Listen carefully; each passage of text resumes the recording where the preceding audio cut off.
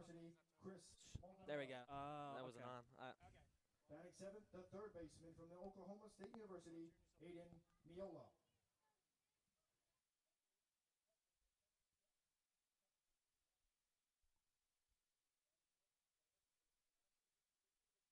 Lyle Miller Green. And the starting pitcher for the Chatham Anglers, Miles Langhorn.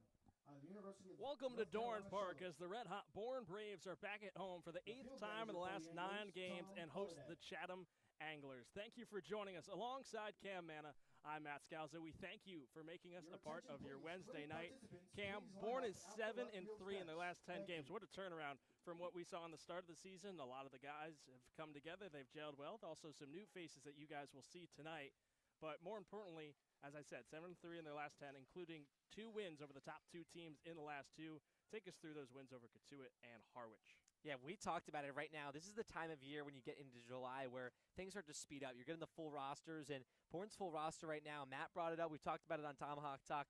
Maybe the hottest team in the Cape right now. That Cotuit game, 13 runs on 19 hits. You talk about dominant. That's probably one of the most dominant wins we've seen so far in the Cape League this summer. And then the game against Harwich, the first time we saw Bourne come back in a game and win. Down 3-1. Derek Bender had a 2-run shot. We'll talk about him a lot on the broadcast in the 5-3 win. But the pitching was there. Logan Evans to start that game. So right now, Bourne, we talk about momentum.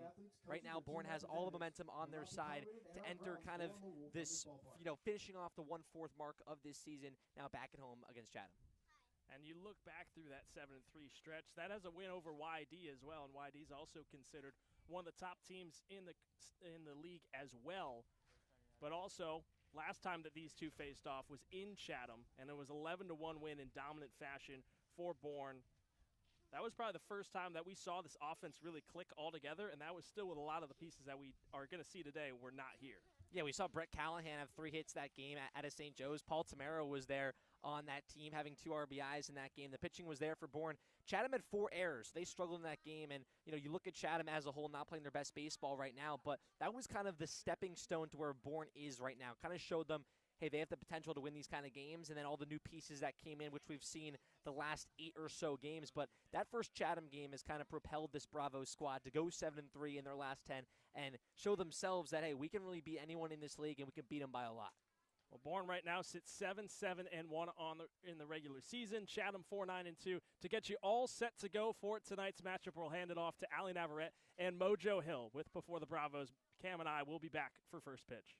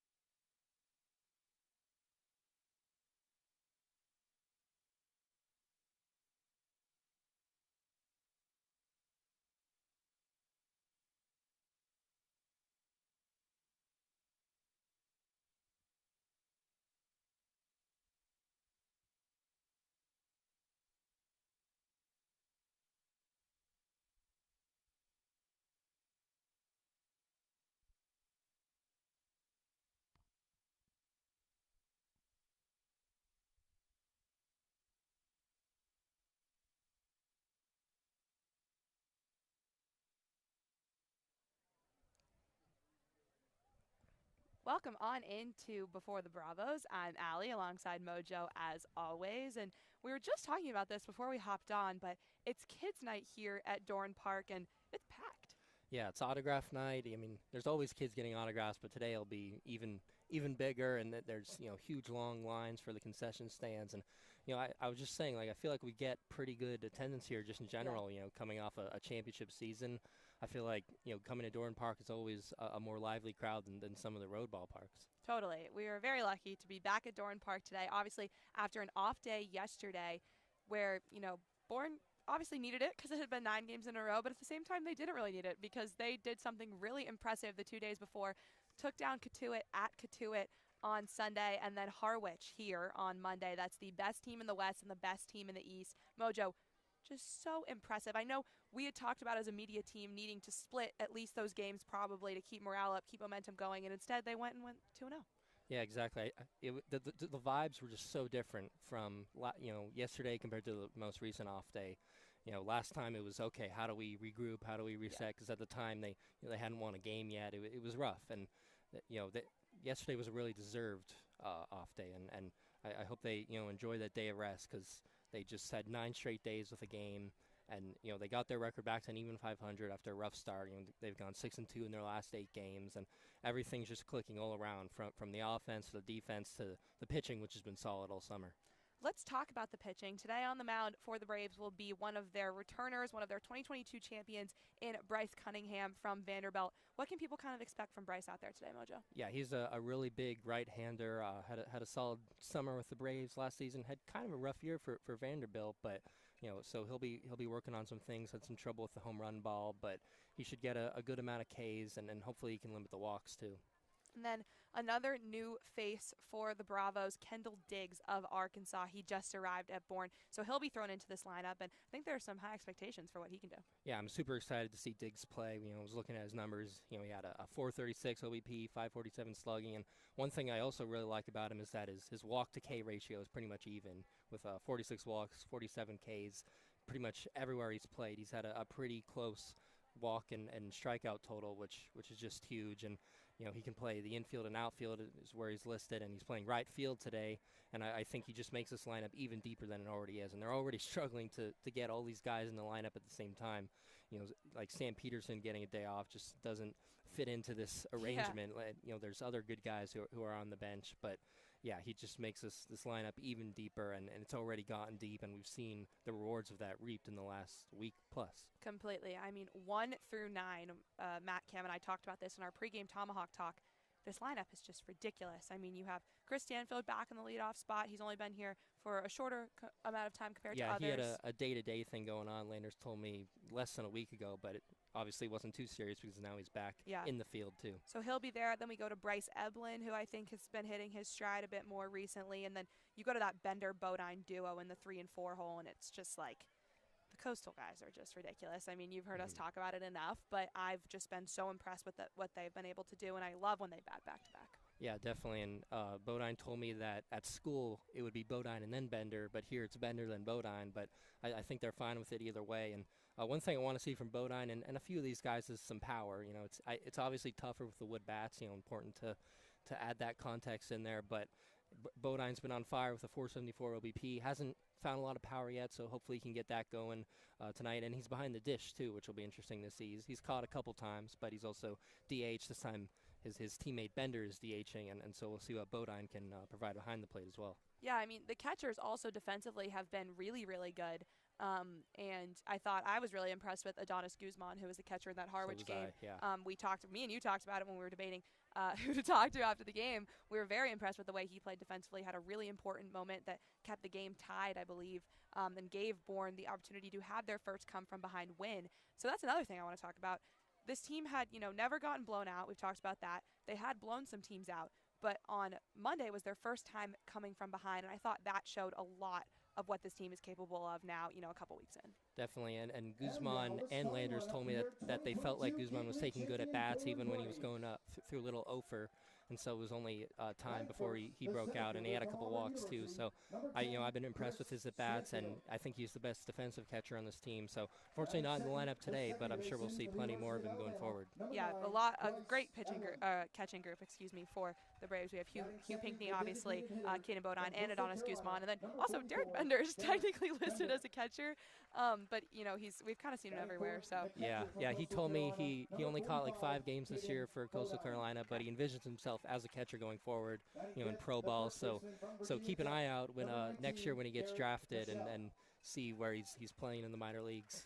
Yeah, we shall see. And then also back in the lineup today, you have Garrett Michelle over at first. I know Bender was there against Harwich. And then rounding things off, Cam Foster at third, Jonathan Bastine at shortstop, and Gage Harrelson at left. I like, Gage had been in that leadoff spot a bit when he got here, but I think maybe moving down makes him a little bit more comfortable. Yeah, I think it goes back to the power thing I was talking about. I've been super impressed with Vastine.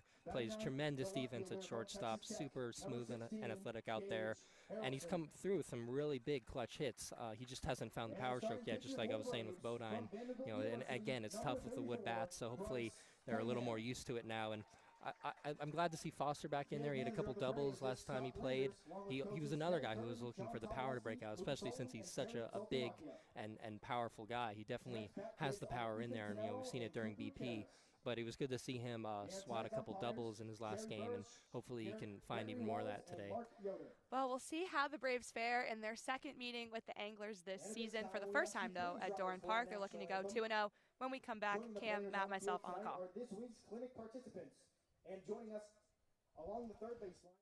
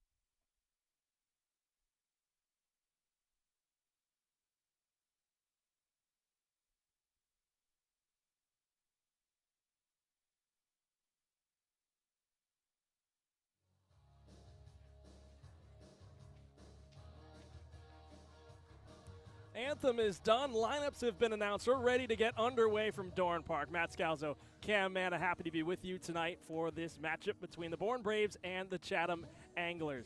We'll take a look at the Western Division standings as Bourne continues its steady climb towards the top. As Cam and I said in the open, the Braves are 7-3 in their last 10 games and currently sit in third place in the Western Division standings. They're 2.5 games back of the Katuitt Cavaliers for the top spot, and in the last meeting we saw between those two, Bourne looking to close in on them. They're just a half game back of the Wareham Gatemen in second, and they currently are ahead of the Hyannis Harborhawks and Falmouth down in last at 3-10-2. We'll run you through this Hyannis order as we get set to get underway. This will be the lineup that will be facing Bryce Cunningham on the mound tonight for the Bourne Braves. And so we'll take a look at this Chatham lineup, beginning with Matthew Etzel, who leads off playing in center field. Sam Antonacci's batting second, playing at short. Nolan Schubart's in left, batting third. Carson Benge is the DH, batting in the cleanup spot. Kyson Donahue's at first, batting fifth. Chris Maldonado is batting sixth, playing at second base. In Miola's playing at third, batting 7th, and Hudson White's the catcher, batting 8th. Rounding things out, Lyle Miller-Green playing in right. It's a beautiful night for baseball. We saw a lot of rain overnight, kind of had the field in not the best shape. Batting practice was canceled to take place on the field, so Bourne got their hacks in down in the batting cage in left field. Now batting, The clouds have gone away, and now it's a partly cloudy Wednesday evening, right around 74 degrees here from Doran Park. Bryce Cunningham on the mound for Bourne in their home white uniforms with white pants. Chatham in their road blues. Cunningham, the righty, kicks and deals the first pitch. Fastball fires into the outside corner. First pitch coming at 6:02 p.m. here on the Cape. The 0-1.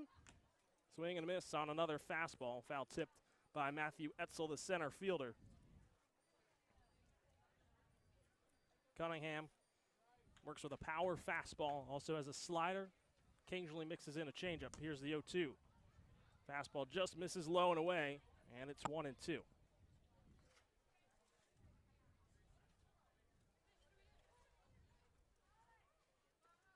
The 1-2. Etzel chops it on the ground. Straight to Michelle at first. He'll take it himself to the bag. And there's one gone here in the top of the first. We'll run you through the Bourne defensive alignment. Out in center field is Chris Stanfield. He's flanked on the right by Kendall Diggs and then left by Gage Harrelson. From first to third around the infield, it's Garrett Michelle who just made the play. Bryce Eblin's at second. Jonathan Vastein's at third. Jonathan Vastein's at short, and Cam Foster's at the hot corner. The catcher tonight is Caden Bodine out of Coastal Carolina. That brings up Sam Antonacci, the shortstop. He takes ball one outside on the off speed from Cunningham.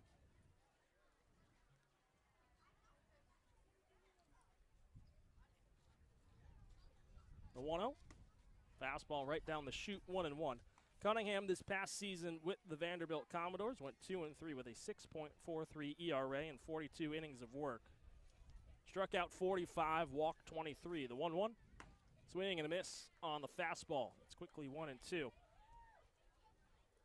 Last summer with Bourne, Cunningham went 0-3 with a 4.56 ERA. Struck out 25, walked 12, and just a little over 25 innings pitched.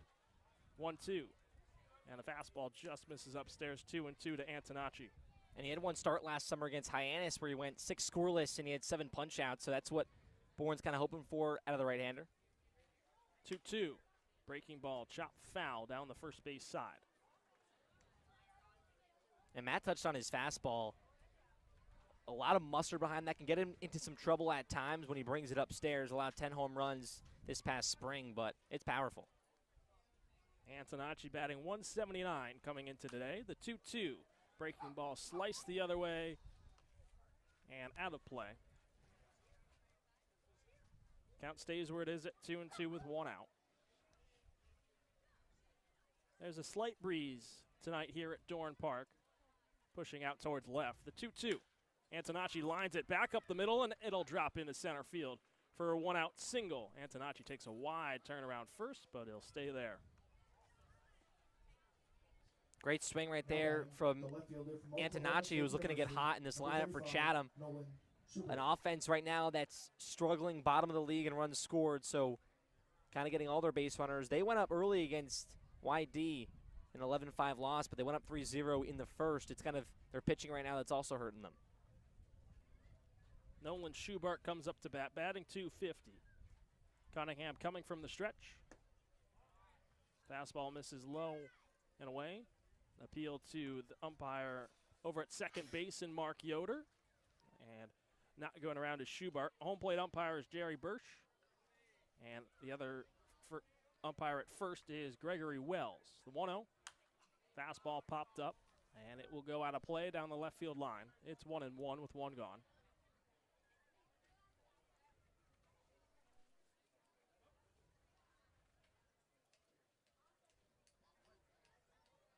Antonacci's got 1 stolen base on the summer thus far. He has a 2-step lead over at first, held on to by Michelle. The 1-1, breaking ball, cut and missed by Schubart, and it's 1-2. And a good pitch mix so far for Bryce Cunningham. We talked about the fastball. That's a nice off speed right there, fooling the hitter in Schubart. Throw over to first. Antonacci back. Bourne's gone with a lot of camo hats in their more recent games. Tonight they're going with their primary cap, the blue hat with the red B and the red brim. Chatham's got the camo hats tonight. The 1-2, Antonacci going. Misses inside. Throw down from Bodine. Not in time. Antonacci dives in head first ahead of the tag from Vastine. Strong throw from Bodine. Vastine's glove kind of went up when he caught it and went down a little bit too late. Just that split second lets Antonacci get under that tag, and prime opportunity here early for the Anglers. Second stolen base now for Antonacci on the summer. 2-2 count to Schubart. Cunningham kicks and deals. Swing and a miss.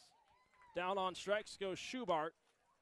First one of the summer for Bryce Cunningham. Now batting. And he goes back to that off speed right there. You know, he brings the fastball up. You change the eye level of the hitter. And the miles per hour difference going to that changeup and slider that Cunningham can work with. Very, very deceiving. Carson Benj now comes up to bat, and he's done very well for Chatham through his first 6 games. Takes a fastball low. Benj, the designated hitter out of Oklahoma State, is batting .455 so far through 6 games, 10 for 22. Has 3 RBIs for the Anglers. 1-0. Benj pops it up and out of play straight back. Count moves to 1-1.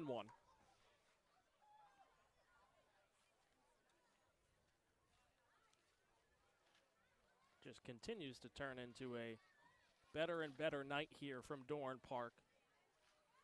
It was cloudy when we arrived, but now it's back to sunny skies. Here's the 1-1 home.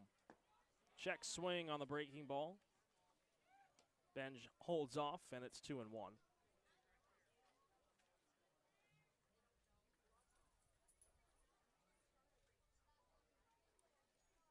And it seems like this Bourne team right now with the weather is used to kind of not taking BP with the way that it's been coming in. 2-1 low and blocked by Bodine. It's 3-1. You make up a great point there. I believe that's the second time that we've seen BP get canceled here at Dorn Park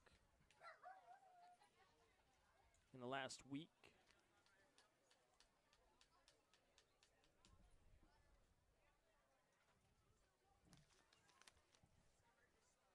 Here's the 3-1. Fastball swung on and missed by Benj. Power on power, he could not catch up. That's one of the toughest pitches hit in baseball, that inside fastball rising up to low to mid-90s. Really tough on the hands there for Benj.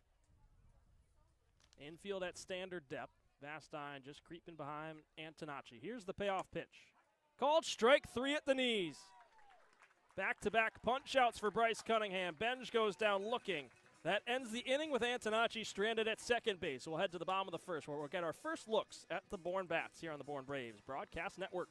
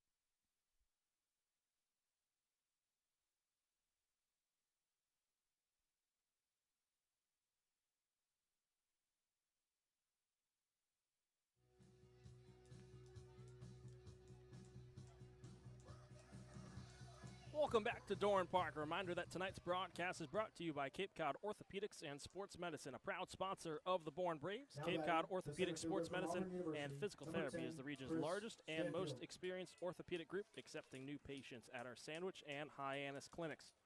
We're here for the bottom of the first between Chatham and Bourne as Chris Stanfield leads off to face Miles Langhorne, the right-handed pitcher for the Anglers.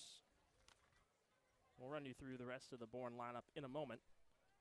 First pitch. Fastball catches the inside corner, 0-1.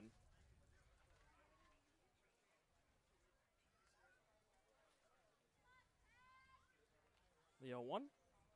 Breaking ball upstairs, 1-1. Langhorne pitches at Charlotte in North Carolina. Comes in with a 4.50 ERA. 1-1. Check swing by Stanfield. He did go around, says first base umpire Gregory Walls. His first start on the summer as well, and at a high school, he was also originally committed to Vanderbilt until making that decision to go to Charlotte. 1-2. Breaking ball. Buzzes the tower of Stanfield as he shifts out of the way. It's 2-2. Langhorne played his high school ball in Cam and I's home state with Greenwich High School, Greenwich, Connecticut. 2-2. Called strike 3 on the outside corner. That breaking ball just dropped to the outside part of the zone. Stanfield goes down looking. We'll run you through the rest of the Bourne order. Bryce Eblin now digs in, playing at second base. Derek Bender's the designated hitter, batting third. Bodine is the catcher, batting fourth. Garrett Michelle's playing at first, batting fifth. Kendall Diggs is in right field, the new man on the block, batting sixth. Cam Foster's at third, batting seventh. Jonathan Vastine's batting eighth. And Gage Harrelson rounds things out, batting ninth, playing in left field. First pitch to Eblin. He drives it the other way down the left field line, but it will slice out of play, and it's 0-1. And I actually had the chance of playing against Miles Langhorne in high school, and during that time he was also a great hitter as well. Could play first base and the outfield. And, the way he throws on the mound, commanding fastball. 0-1, his fastball is inside to Eblin, and it's 1-1 with one out.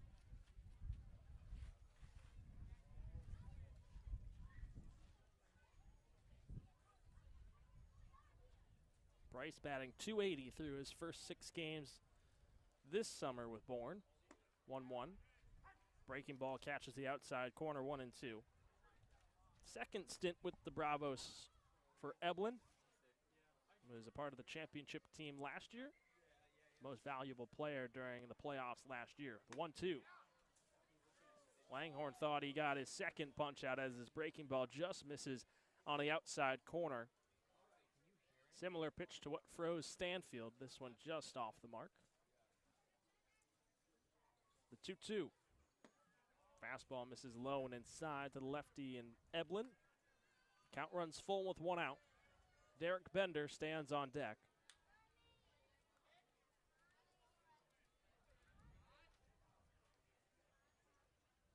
Here's the payoff pitch. Eblin goes around. He was fooled on the breaking ball. Nearly tripped and fell out of his shoes. Back-to-back strikeouts for Miles Langhorne to begin his afternoon. And a good mix of pitches here for Langhorne. The fastball is working early in the count, and then that put-away pitch on the off-speed just fooling hitters here.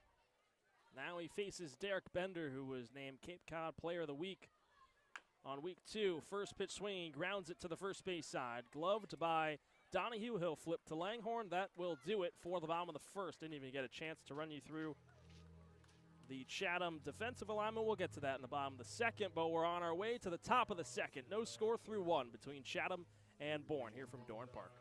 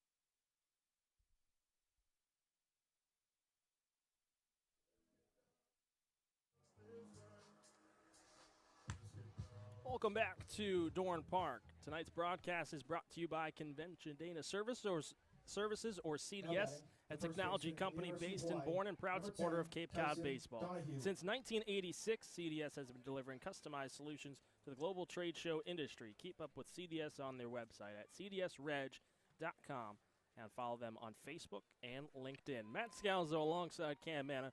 We're through one between Bourne and Chatham, and no score for both sides. Bryce Cunningham back on the mound. He deals a first pitch fastball that swung and missed by Kyson Donahue, the first baseman out of Hawaii. The 0-1. Donahue puts it the other way, but it'll go out of play, and it's quickly 0-2. Cunningham's done a great job through the first 4 hitters that he's faced in working ahead, working 2 strike counts. Antonacci got the better of him with the lone hit on the board so far. The 0-2. Off speed misses low and away, and it's 1-2. Donahue batting 192 through 9 games. 3 RBIs on 5 hits in 26 at-bats. The 1-2. Fastball. Called strike 3 right on the inside corner. Donahue was frozen, and that is 3 consecutive strikeouts for Bryce Cunningham. Chris Maldonado. Both pitchers right now commanding their fastball, painting inside, painting outside. Just a wonderful pitch from Cunningham.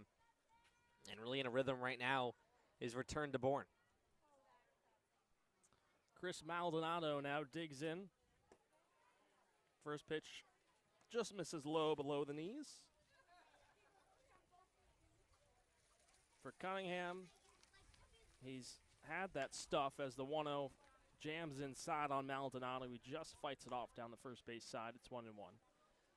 In one of Cunningham's last starts against Florida, he went 3 1/3 innings, allowed 1 hit, 4 earned runs, but struck out 7, had 2 walks. Here's the 1-1 comes in, and Maldonado pokes it foul one more time down the first base side. It's 1-2. He started that game so well with his 7 strikeouts, and then ran into some trouble with a couple walks, a hit by a pitch. That single mixed in as well. Eventually gave up a grand slam on all 4 of his earned runs. But here, he worked around the 1-out single from Antonacci. Didn't falter too much. Here's the 1-2. Readies, and it's just low, 2-2 to Maldonado. Teammate on teammate here as Maldonado also plays his college ball at Vanderbilt, batting 167 so far this summer. 2-2, Maldonado slowly pokes it out and towards center field. Eblin ranges back, and he makes the catch. Now batting, the third baseman from Oklahoma State University, number 17. Cunningham jamming Maldonado inside. Nice soft line drive, straight to Eblin at second. 2 quick outs here on the top of the second. Brings up Aiden Miola, the third baseman.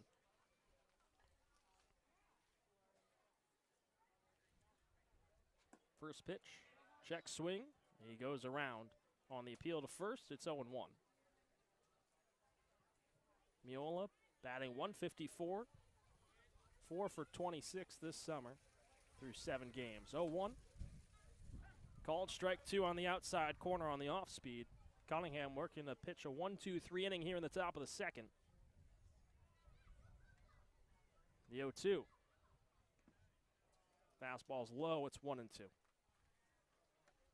And a 1-2-3 would be big for him. We've talked about kind of his stat line at Vanderbilt, gets into some control trouble, into some jams. Had an ERA almost at 7 on 23 walks. 1-2. And Miola just catches a piece. Stays alive with the count at 1-2.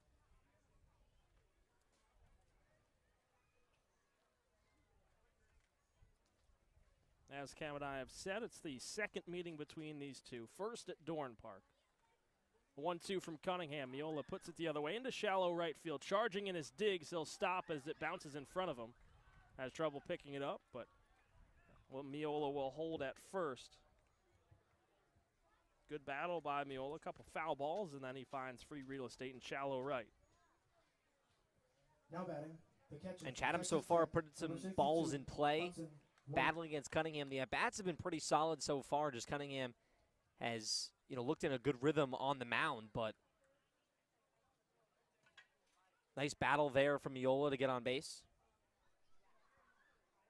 Now I'll bring up Hudson White, the catcher out of Texas Tech. First pitch, the fastball misses low and away to the right-handed hitter. 7th appearance of the season for White. Batting .071 so far this summer. He's 1 for 14. Leading off first is Miola, held on to by Michelle. The 1-0. Low and away, 2-0.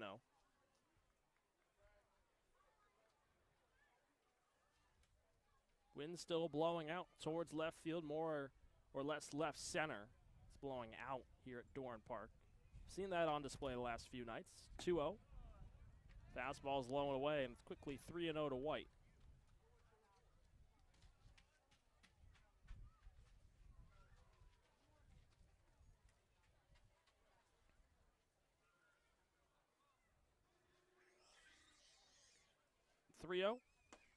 Fastball down the gut, 3-1.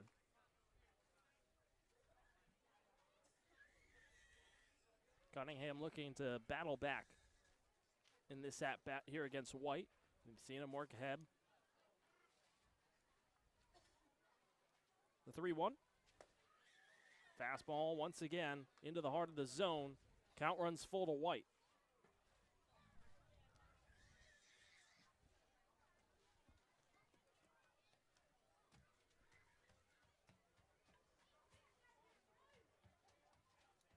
Here's the 3-2. Swing and a miss. Just a defensive swing from White. He can't catch up.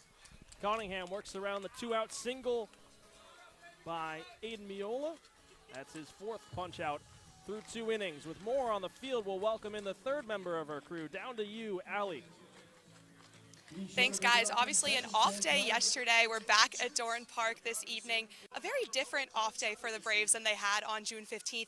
Going into that one a couple weeks ago, the Bravos were still searching for their first win. Today they come into one taking down the top 2 teams in the league. When I asked some of the players what they did yesterday, they said a whole lot of nothing. Obviously it was a rainy day, but I also think instead of having to use it to kind of reset and regroup and look for a first win, they got to soak in all of their hard work and accomplishments from the 2 days before. So I think they had a pretty good time, and they're ready to take on Chatham tonight.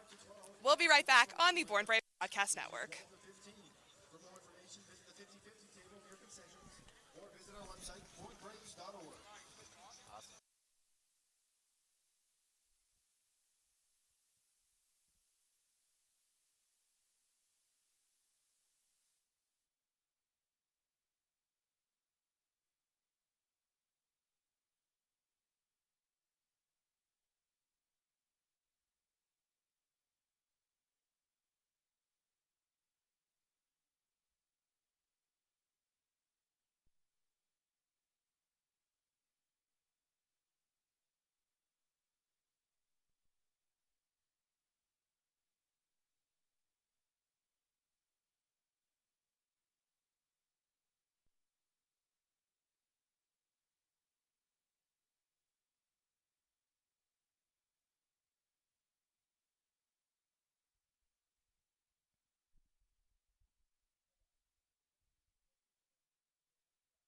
Caden Bodine. Back at Doran Park here for the bottom of the 2nd. No score so far between Bourne and Chatham. Matt Scalzo alongside Cam Manna. Bryce Cunningham dealing on the mound, has worked around a couple of singles, has 4 strikeouts for the Braves on the mound, battling with Miles Langhorn, who misses inside to the switch-hitting catcher in Caden Bodine. It's 1-0. Bodine, Michelle, and Kendall Diggs due up for Bourne here in the bottom of the 2nd. We'll get our first look at the talented Arkansas Razorback in Diggs. 1-0 to Bodine. Breaking ball is low. It's 2-0.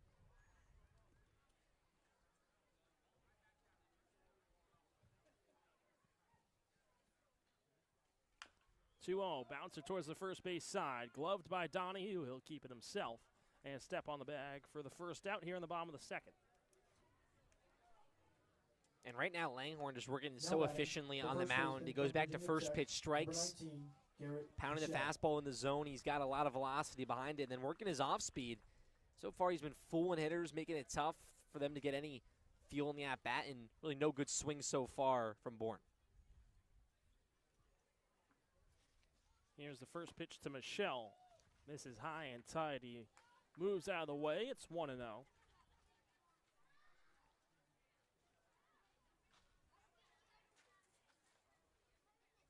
1-0. Breaking ball catches Michelle right at the knees. It's 1-1. Michelle making his 13th appearance of the summer, batting .287. 1-1. On the breaking ball, Michelle fouls it back. It's 1-2.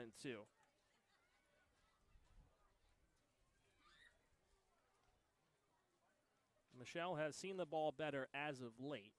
Here's the 1-2s from Langhorne. Upstairs, 2-2.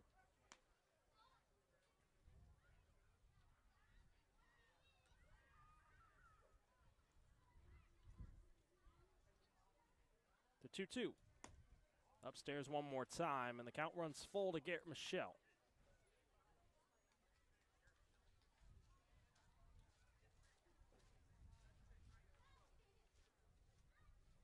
Here's the payoff pitch from Langhorne. Breaking ball just a touch outside, and Michelle battles back to work a one-out walk. He's the first base runner of the evening here for Bourne. And there's the long, patient at-bat Bourne needed, and we've been seeing it a lot more out of Garrett Michelle. Working a long count, fouling off some pitches, better pitch selection. That's why the strikeout numbers have gone down for Michelle. And now the first look at Diggs, as Matt mentioned. Diggs out of Arkansas batted .299 this past season for the Razorbacks. 12 home runs, 63 RBIs. First pitch.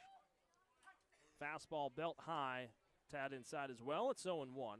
Diggs earned second team all SEC honors, 55th player in Arkansas history to get all SEC praise.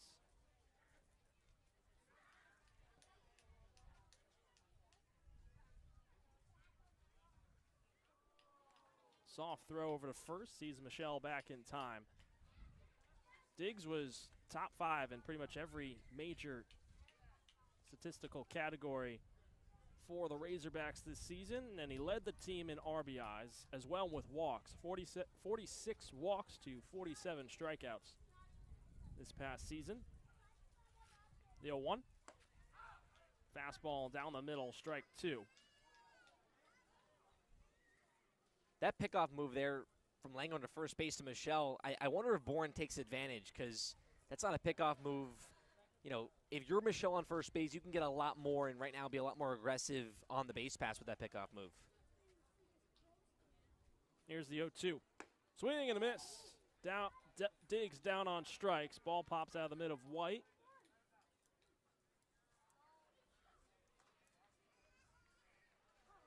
But with a Michelle occupying first, it'll be the third strikeout number 21, for Foster. Miles Langhorne. Brings up Cam Foster with 2 outs here in the bottom of the second.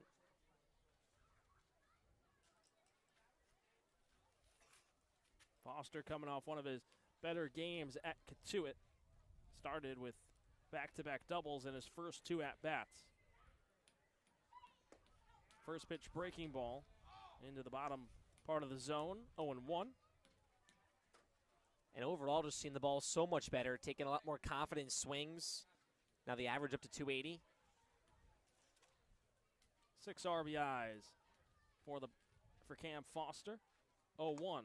Another breaking ball, this one above the zone, and it's 1-1.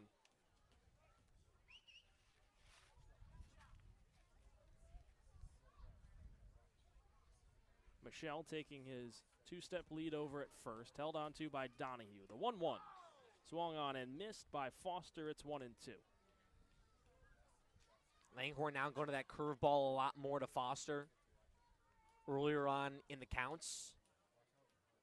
And, you know, not staying in that same guessing rhythm, straight fastball. Now he's mixing it up a lot more. Here's the 1-2. And the fastball zips outside, 2-2 with 2 outs. Bourne still looking for their first hit.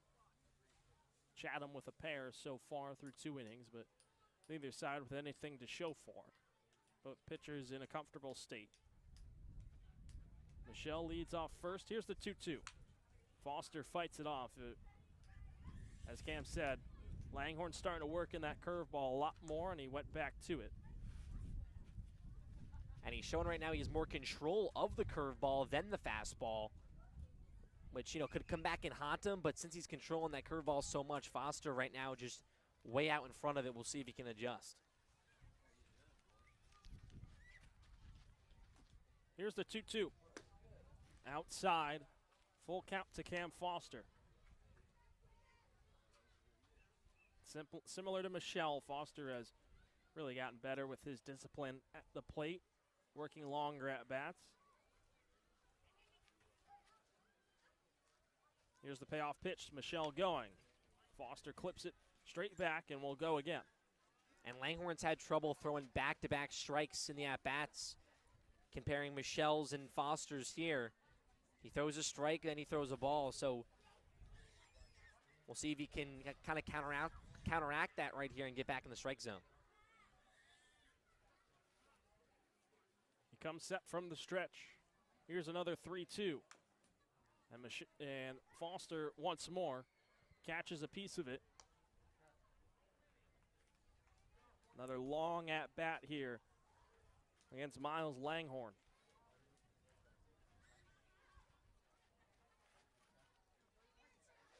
Large crowd here at Dorn Park. Sun has gone away momentarily. Here's the 3-2, breaking ball. Called strike 3, inside corner. Foster frozen. 4 strikeouts for Langhorn. Same for Cunningham as we head to the third here from Dorn Park. No score between Bourne and Chatham.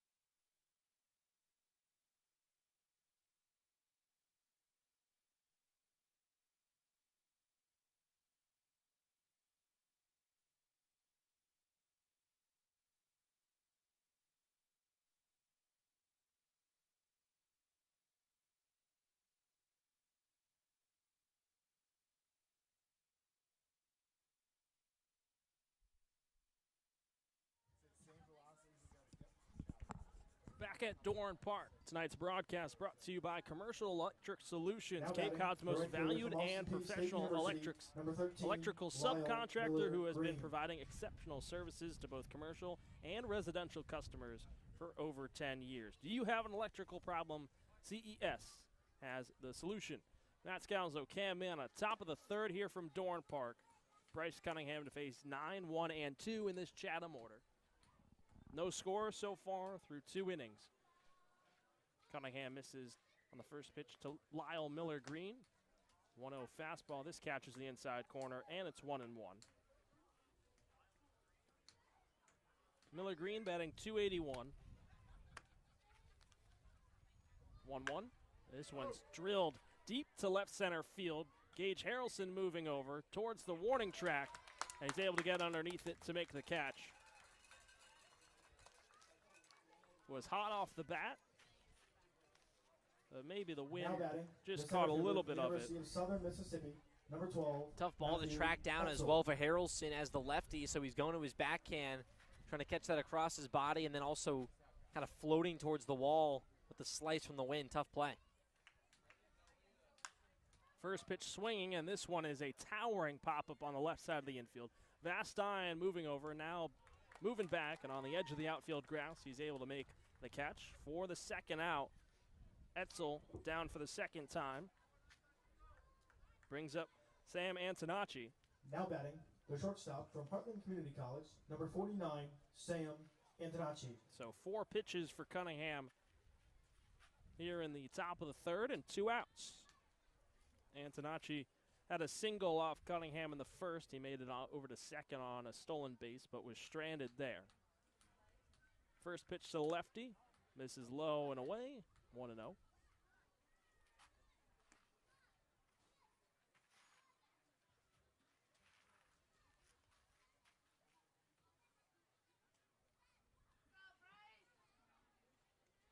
Here's a 1-0. Fastball just a touch off the plate, 2-0.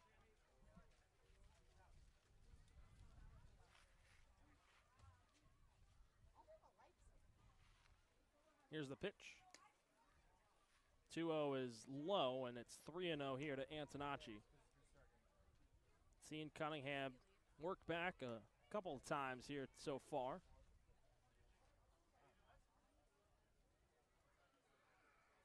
Here's the 3-0. Fastball burns the outside corner. It's 3-1. Infield at standard depth with Evelyn and Fastine in their heels on the edge of the outfield grass. Here's the 3-1. Fastball is low, just below the knees, and Antonacci will toss his bat towards the dugout. He heads on down to first for the second time tonight. Now batting. That's what we've seen so far in this game for Cunningham. Not getting that 1-2-3. Allowing the second 2-out base runner here to Antonacci, but just missing a few pitches, not being too wild, just missing by a few inches left or a few inches up or down. Here comes Nolan Schubart. He struck out the first time around against Cunningham. First pitch fastball is low. It's 1-0. Antonacci's already shown he's a threat to steal. Just got in ahead of the tag of Vastine.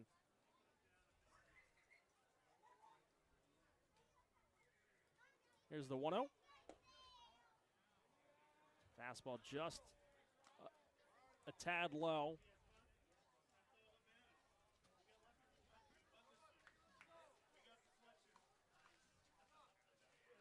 Antonacci with a 2-3-step lead over at first, held on to by Michelle, the 2-0. Also misses low, and Cunningham trying to work that lower part of the zone. Scott Landers voicing his displeasure with home plate umpire Jerry Bergeresh.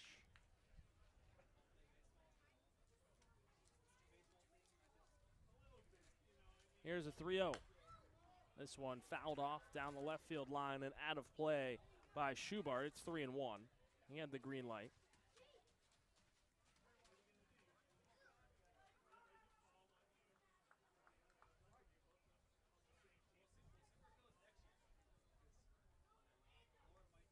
Antonacci going. Called strike on the inside corner. Throw down on the money. Vastine applies the tag, and that will end the inning. Antonacci tried to make it a pair of stolen bases in his 2 trips to the base paths, but this time around, Bodine and Vastine are able to get him out to end the top of the third. We'll head to the bottom half. No score between Bourne and Chatham. Cape Cod Orthopedic Sports Medicine and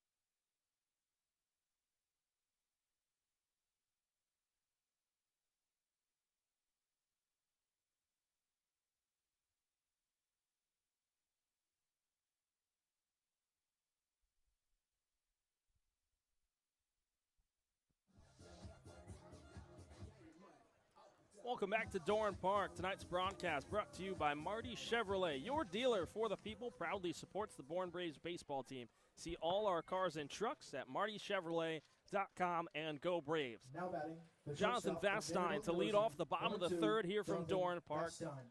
Miles Langhorn back out on the mound here for the Anglers. He's dueling with Bryce Cunningham right now. He worked an unconventional 1-2-3 inning in the top of the third. Sam Antonacci was caught stealing to end the inning. First pitch to Jonathan Vastine. Misses inside, ball one. Matt Scalzo, Cam Manna, happy to be with you here on this Wednesday evening on the Cape. 1-0. Breaking ball is low. It's 2-0. 16th game of the summer for Bourne, 15th for Chatham. 100th year of Cape League baseball. Here's a 2-0. Vastine fouls it back. It's 2-1.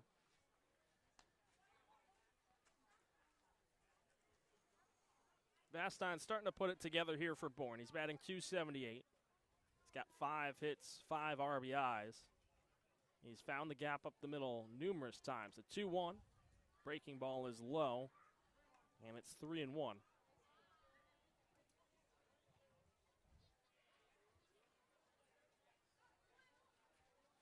Langhorn kicks and deals the 3-1. That is low as well, and Vastine works the leadoff walk to begin the bottom of the third. And there's something about this lineup for Bourne, just this 8-9-1. If you get a guy like Vastine to lead off an inning, followed by Harrelson, followed by Stanfield, that's speed all over the place. So Bourne has the option here to go small ball in a game where they're struggling with the bats so far, or let a guy in Harrelson who's has that ability batting .263 to, kind of swing it, see if Vastine steals. Third baseman Miola creeped up on the infield grass. First pitch, Harrelson drives it the other way. Shallow left field, charging in is Schubart. It'll drop in front of him. Vastine turning on the Jets, diving into third. He's in safely. Harrelson with the single. Vastine goes first to third, and a prime opportunity for Chris Stanfield. Well, there it is right there for Bourne. Not many guys are going first to third on a hit like that. And a good relay from Schubart to get it into Miola made it a close play, but good poke from Harrelson right there. Now back to the top of the order. You bring up your guys that can get on base and produce runs. Infield back to standard depth. Holding on to Harrelson is Donahue. Stanfield, the righty, he's showing the ability to bunt. First pitch swinging. He's out in front of the breaking ball from Langhorn. It's 0-1.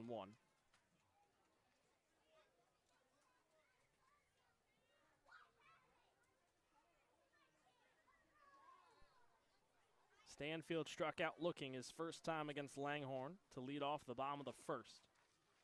Harrelson leads over at first. Time is called by Stanfield. Langhorn with a long look in towards his battery mate in Hudson White. Couldn't agree on a sign. Here's the 0-1. Harrelson going. Ball misses outside. The throw is high. And diving in head first ahead of the tag by Maldonado is Gage Harrelson with a stolen base. Puts runners on second and third with nobody out here for Bourne. Yeah, perfect there for Bourne. You move up a guy that is speed and Harrelson 90 feet. Now an RBI chance for Stanfield. 1-1. Breaking ball is low and away. It's 2-1. First baseman and Donahue is now on the edge of the infield grass. Rest of the infield is back with the middle towards the lip of the outfield grass. 2-1. Ball is outside, and it's 3-1 here to Stanfield. Bryce Eblin's on deck, and in the hole is the ever-dangerous Derek Bender.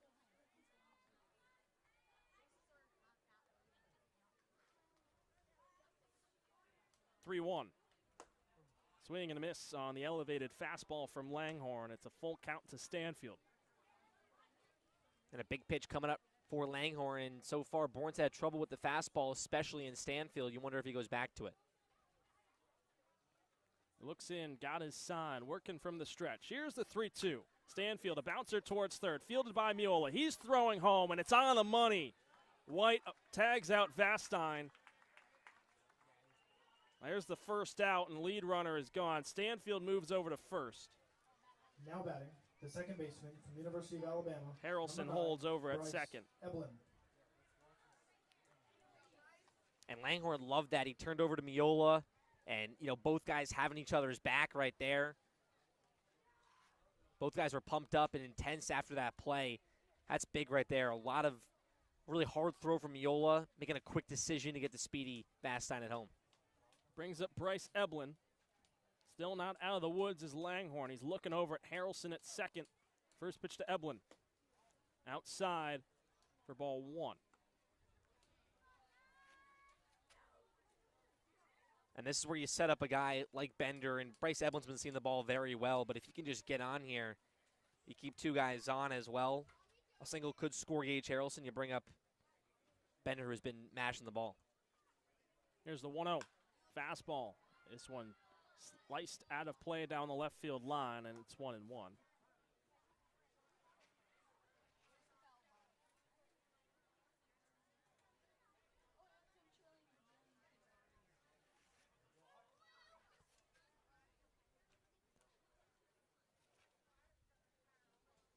Stanfield off first, Harrelson off second.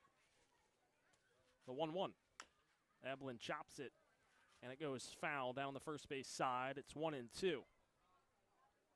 And Langhorne's pace on the mound right now, working quickly at times, then he does this long look in and makes the hitters kind of uncomfortable, and we saw that from Stanfield calling time as well. Had that long look in before at Bryce Eblin in the box.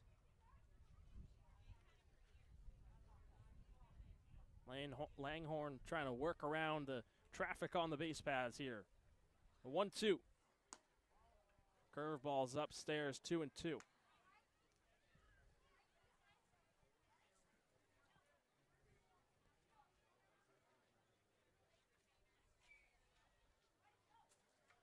Lights starting to flicker on here at Dorn Park. The 2-2. Another breaking ball. Eblin lays off it. Count runs full with 1 gone. And you don't want to walk Bryce Eblin here. Put 1 out and the bases loaded for Bender, so Langhorne's going to do everything in his power to try to just give a pitch to Eblin to hit right here.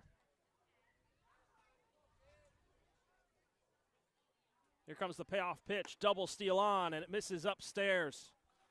Eblin works a walk. Loads the bases with 1 out for Derek Bender. Now batting, the designated hitter. That shows right there, going with a 3-2 number off-speed 44, pitch and going Derek off-speed a Bender. lot in that at-bat. Not having as much trust in his fastball as the put-away pitch, as a pitch when he needs a strike, so we'll see if the hitters for Bourne can adjust off that. Bender looking to add on to his already team high in RBIs. Takes a fastball on the outside corner for strike 1. He's got 10 so far this year. Off 3 home runs. Came in batting a ridiculous .567 to tonight's contest. The 0-1. This one driven out of play. He was late on the fastball. It's 0-2. Langhorne quickly attacking Bender here. Back-to-back fastballs. Donahue, the first baseman, on the infield grass. Here's the 0-2. Bender again. This one a hard hit line drive that slices down the first base side and out of play. Gotta make sure our camera operator, Jeremy Gaze, all right over there. Gonna have to stand strong, get us the good shots.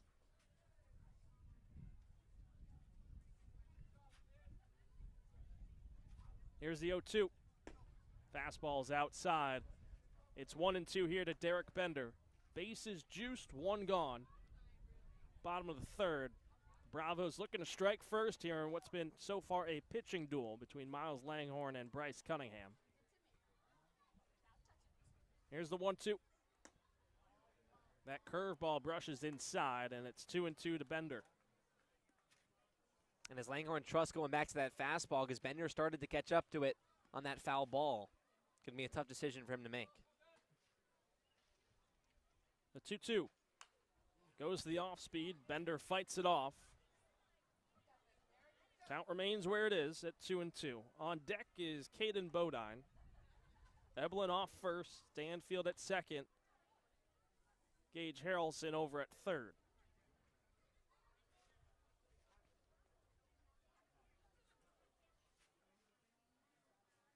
Infield still back, besides the first baseman, Donahue. Here's the 2-2. Bender again fouls it off. We'll go again.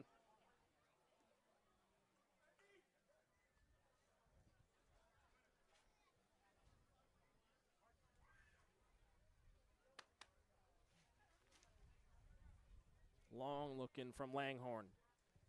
Here's the 2-2. Breaking ball, swing and a miss. He fooled Bender. He goes down on strikes. Fifth strikeout for Langhorne, and he's looking to escape this trouble here in the bottom of the third, but he's got to get through Caden Bodine first, and there'll be a mound visit before we get to that. And Tom Holliday going to talk to Langhorne right now. He was waving his arm a little bit after that pitch. And I'm not sure if that has to do with his arm or pitch count here as well.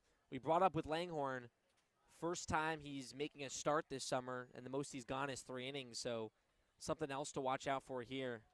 But I think it's just to give him the time. A pitcher looks like they're running out towards the Chatham bullpen as well.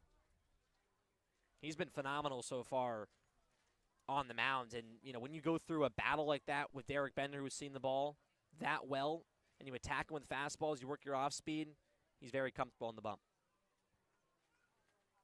Now batting, the catcher from Coastal Carolina, number 45. This is one of those opportunities here for Bourne where if you want to strike first and set the tone, you need to deliver, and Caden Bodine's been one of those guys for the Bravos this season. Still early in his summer, but he's already got 5 ribbies for the Braves. Eblin off first, Stanfield at second. First pitch fastball down the chute for strike 1, and Harrelson's over at third here for the Braves. Vastine tried to be the first run on a ground ball from Stanfield, but Aiden Miola with a strike to Hudson White behind the dish to tag out the speedy Vastine. The 0-1. Broken bat, blooped out into shallow left center field. That'll drop. Harrelson will score. Stanfield with the green light around third, and he's in, dives in safely. Caden Bodine delivers a 2-run single. Makes it 2-0 Bravos here in the bottom of the third.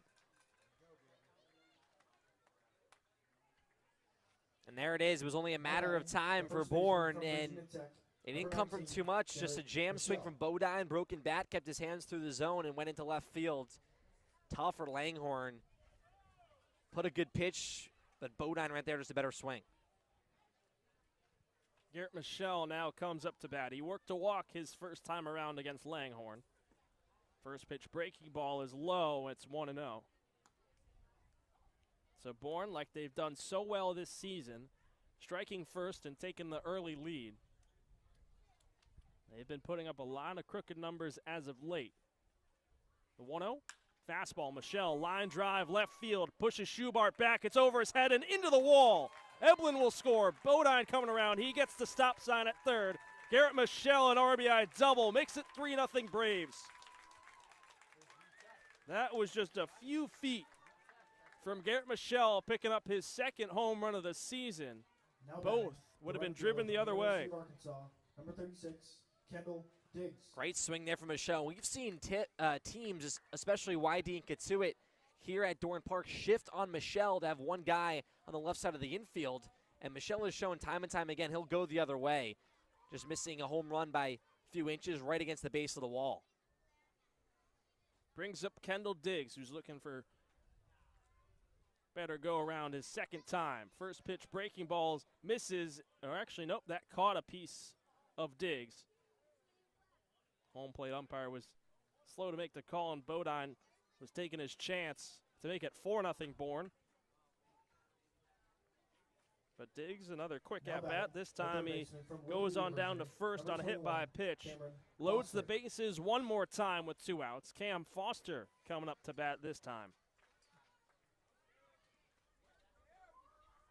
The man who started the inning, and Jonathan Vastine, now stands on deck as Langhorne steps off the mound, resets himself here.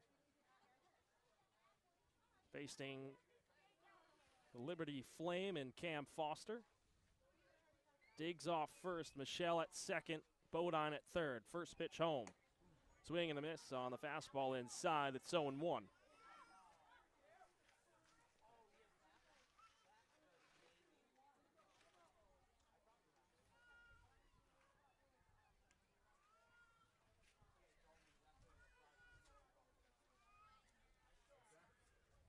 The 0-1. Swing and a miss. Foster quickly in an 0-2 hole. Langhorn with back-to-back fastballs.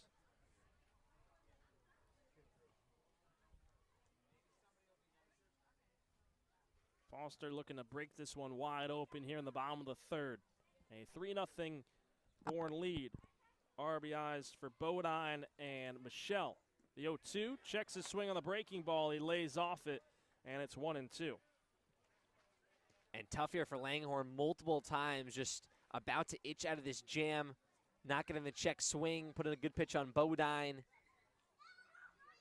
Such a good start. It kind of turned into a rougher outing if Cam Foster could put a ball in play right here. 1-2. Foster catches a piece and dribbles it down the first base side and foul. It's 1-2. Count remains. And I know Bourne hasn't been smashing the ball tonight, but they've made Langhorn work into some long, long counts. His pitch count right now just rising up. Trying to get through 3 innings. This may be his last. Looking in, he's got his sign. The runners take their leads. Here's the 1-2. Foster again pokes it the other way, and it will go foul.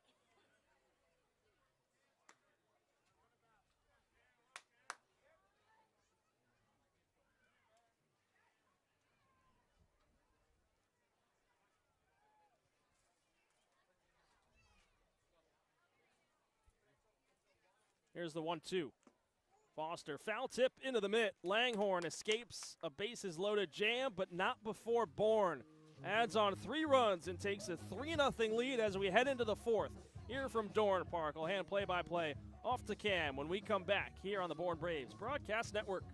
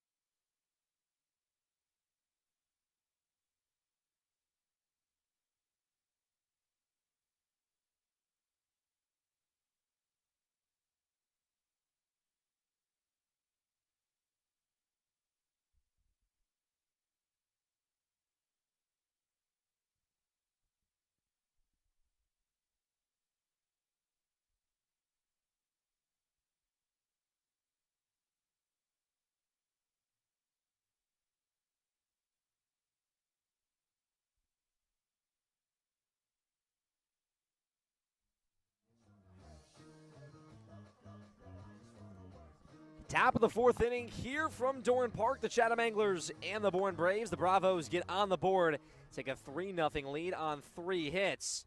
It was a strong outing so far from Miles Langhorn, but Bourne working some long at-bats, putting some runs on the board. And now Chatham looking to respond back 3-4-5 in their order. It's Nolan Schubert, the first man that Bryce Cunningham will see entering his 4th inning of work. Cunningham so far only 2 hits allowed. Has walked 1 as well. He'll get set from the bump, from the windup. First pitch to the lefty in Schubert, swing and a miss. Going to the off-speed is Cunningham, count 0-1. I've seen Cunningham be comfortable on the mound, but now he's working with that lead. It just adds so much for a pitcher. His 0-1 pitch, fastball going to miss outside. Schubert so far 0-for-1, went down swinging in the first. Batting .250 so far in his summer, 4 ribbies. Cunningham, the high leg kick, the 1-1, grounded towards shortstop. Vastine on the backhand, can't corral it. It dribbles into left field. And into first base is Schubart. Just the fourth base runner tonight for Chatham. We'll see what they rule this one. They're going to give him an infield single to give Chatham their third hit of the night. Both teams now even in the hit department. And also the first leadoff base runner for the Anglers. Carson Benj, the DH, will now dig in, another lefty in this Chatham order. He's also 0 for 1. Cunningham now from the stretch, the highlight kick. First pitch popped up out of play, third base side. Benj went down looking in the first. It was back-to-back strikeouts from Cunningham to Schubart and Benj. Benj has been the leader so far in this Chatham order. He digs back in. Narrow lefty stance. Cunningham gets set, glove of the belt. Here's the 0-1. Fastball called strike on the inside corner. Quickly 0-2. A .455 average. 3 RBIs as well for the Oklahoma State DH. Two-step lead for Schubart. Cunningham. The 0-2 popped up towards shallow left field. Harrelson running over towards the line. Now he'll settle under it. He'll make the catch. Back to first is Schubart, and there's one away. And we saw Cunningham early on work with that power, that fastball, also the slider, but he's starting to let his defense just make plays for him. Last few at-bats, especially to end the bottom of the third, the Bodine to Vastine connection. Get Antonacci stealing. Kyson Donahue will now dig in. One out here in the top of the fourth. Cunningham's first pitch from the stretch, a swing and a miss. Fastball right down the dish, 0-1. Donahue was a member of those 3 strikeouts in a row from the first to the second inning from Schubart, Benj, and then Donahue here in his second AB. No balls, 1 strike, middle infield pinching. Here's the pitch. This one fouled in the box off the glove of Bodine. And 0-2 once again to another hitter from Cunningham. 4 punch-outs so far for the righty out of Vanderbilt. First start here this summer, a returner to the Bravos, a 2022 champ. 2-step lead once again for Schubart. No balls, 2 strikes. Pitch to Donahue, swing and a miss. Elevated fastball, punch-out number 5 for Cunningham, and there's 2 away. Now batting. Now he's back to work in the power. Number 2, Chris. He just Maldonado. seems super comfortable on the mound. There's, we heard the concerns about him when runners get on base, but he has looked unfazed in the times that people have gotten on against him. Chris Maldonado now digs in. First pitch to the righty, a called strike at the knees. Back to that fastball is Cunningham. Maldonado 0 for 1 at a pop out back in the second. Vanderbilt teammate of Cunningham. Still a 2-step lead for Schubart, who led off the inning with a single. Cunningham, glove of the belt. 0-1, popped up foul out of play behind home plate. Third straight batter that goes down 0-2. And Cunningham looking to put down 3 in a row after the single. Nice night here from Dorn Park, born after the off day. Starting another stretch of games here at home against Chatham. Back on the road tomorrow against YD. Cunningham set once again. No balls, 2 strikes, 2 away. Here's the pitch to Maldonado. This one low on the off speed. Bounces in front of Bodine. Back to Cunningham. Going to second base is Schubart. That ball just ricocheted from the box in front of the mound. Schubart read it perfectly. He advances. And a runner in scoring position for Chatham on the 1-2 count.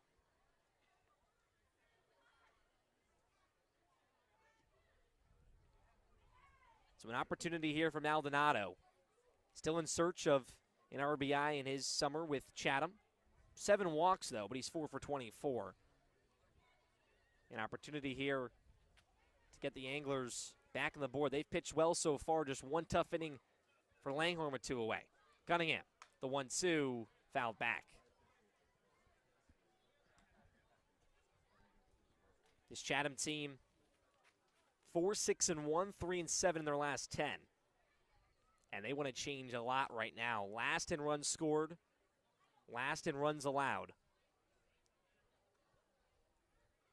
But Tim Holliday, their coach, has said it's his responsibility for where they are in looking to get out of the basement in the East Division. Cunningham The 1-2 pitch, this one poked out toward shallow right field. Coming in is Diggs. He dives and he can't make the play. Bounced right out of his glove. Scoring is Schubart. And a run on the board for Chatham. Diggs came in the air with the ball, but he hit the ground and it popped out. Would have been a nice welcome to Bourne play for Diggs, the first action he's had in right field. But Chatham gets their 4th hit from Maldonado in RBI. Now it's 3-1. I don't know if Diggs didn't get a great read on it or if the wind knocked it down at all, but it looked like a standard fly ball to left. Diggs maybe got a late break on it. Aiden Miola now digs in. First pitch to the righty. Fastball at the knees, inner half. 0-1. That's just the kind of contact that you like to create as a pitcher, that pop-out kind of contact. It was a good spot from Cunningham. Just Diggs' tough play, couldn't make it. The 0-1 pitch. This one gets past Bodine on the slider outside. Advancing to second is Maldonado. Takes the turn. He'll stay there. So back-to-back runners advance on wild pitches for Chatham. And can they take advantage once again? Diggs in right field, listed as an infielder at Arkansas. But can also play the outfield, and a lot of talent in this lineup. We saw Bender play a little bit of left field as well, his athleticism. 1 ball, 1 strike. Miola back in the box. He's 1 for 1. Cunningham from the stretch. The pitch grounded towards the left side. Vastine can't pick it up on the sliding grab. To third base is Maldonado. Miola to first. Few different plays grounded to that left side. Tough plays for Vastine he can't make. An infield single for Miola. He's 2 for 2. And runners at the corners here for Chatham. Scott Landers walks out to the mound to talk to Cunningham. It's tough for a pitcher when you look around, you see these plays, it's the right contact that you're creating, but these balls just have eyes here off the bats of these Chatham hitters. That's such a tough play for Vastine. You have to move, you have to range so far to your right, then you have to make that diving play, and with the speed of Miola, it was unlikely that he was going to be able to get him. You just got to give your moment to your pitcher, to have a moment for him to breathe and settle back in. And Matt brought up good pitches for Cunningham and soft pieces of contact for Chatham, but just putting it in the right spot. Tough plays for Bourne to make. Still 2 away. Hudson White, the 8-hitter, and the catcher will dig in. First and third for Chatham. Miola off first, Maldonado on third. Cunningham's first pitch to White. Fastball back in the zone at the knees. Called strike, and another first pitch strike for Cunningham, painting that fastball low in the zone. White at a Texas Tech, 1 for 14 on his summer so far. A big RBI chance right here. The 0-1, fastball low, blocked by Bodine, count knotted at once. And the Anglers have gotten guys in scoring position via the pass ball, and a few wild pitches as well so far this inning. 1 ball, 1 strike. Cunningham a long look in. Here's the pitch. Popped up first base side. Running towards the line is Diggs in foul territory. Now he's sprinting in, and this ball just drops foul between Eblin, Michelle, and Diggs. Tough play to make. Count 1-2. It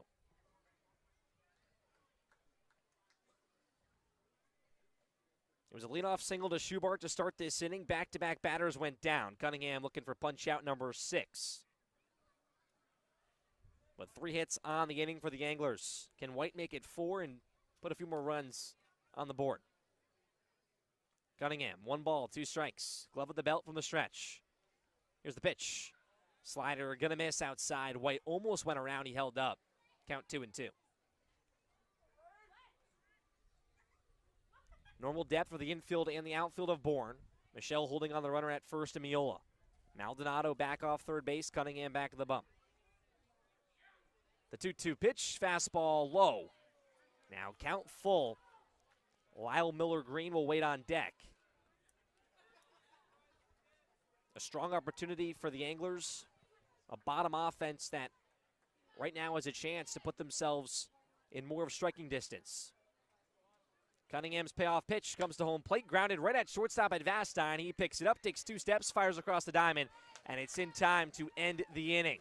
but not after Chatham gets one run on the board. Few good pitches from Cunningham, but as Matt said, the Balls have some eyes in favor of the Anglers in the top half of the fourth. They're down by 2. Bottom 4 coming up, and the Bourne Bats back to the plate. Our title sponsor.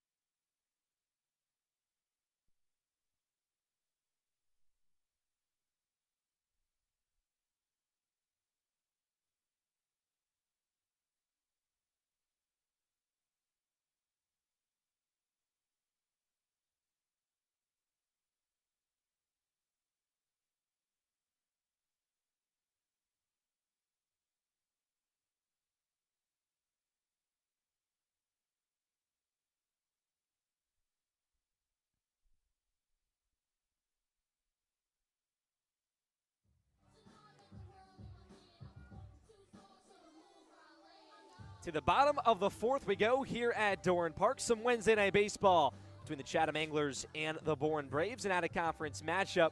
Chatham in the east at the bottom of the division, and Bourne in the west in third place, 2.5 back of Kitsuit in first. As we creep closer here to the midway point of this season, the 16th game of the 100th anniversary of Cape League Baseball. Benjamin Peterson now on the mound for the Anglers out of UNC. An 8-9-1 here for Bourne. Vastine, who had the rally in the third to get 3 on the board for the Bravos. He'll lead them off. The lefty and Vastine digs in. Peterson, the righty, he'll work from the stretch. Highlight kick. First pitch fastball. Called strike in the outer half. Third baseman in Miola, just a step off the grass. Peterson 1-0 on his summer so far, 6.75 ERA. Just 5 1/3 innings pitched. His 0-1 fastball bounces in front, the catcher White. Count 1-1. And at Chapel Hill for Peterson, went 3-0 on his spring of 5.40 ERA. Had a save in 25 appearances. 30 strikeouts for him. Teammates with the pitcher and Dalton Pence, who had the close against Harwich the last time Bourne played here. Fastball upstairs, count now 2-1 from Peterson to Vastine. Vastine walked in the third inning.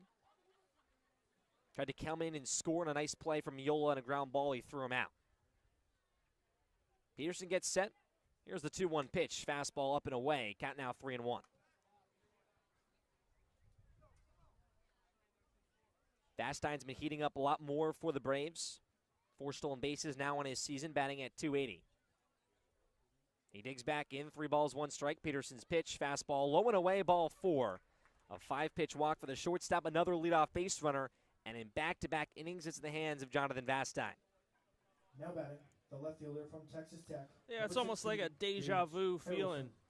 2 straight innings, Vastine leads off, and 2 straight times he works a walk. Gage Harrelson now digs in. Singleton scored back in the third. Got Vastine to third on his poke single to left field. As a stolen base as well. Middle infield pinching. Third baseman Miola, he's back in. 2-step lead for Vastine. First pitch to Harrelson, going to miss. Slow and outside on the fastball. 1 ball, no strikes.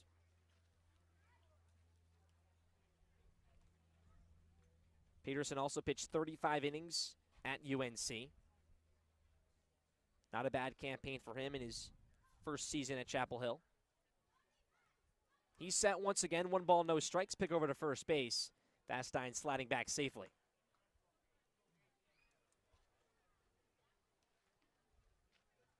Bourne right now 7-3 in their last 10 games. They've struck first in all those games outside of that Harwich one.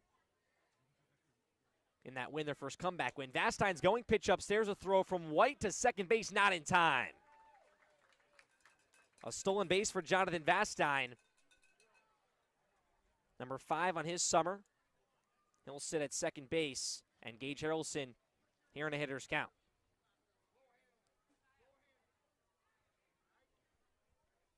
I mean, you look up and down this lineup, and Cam said it the first time around. You look at this bottom of the lineup, then to the top, so much speed. Vastine to Harrelson, and then Stanfield.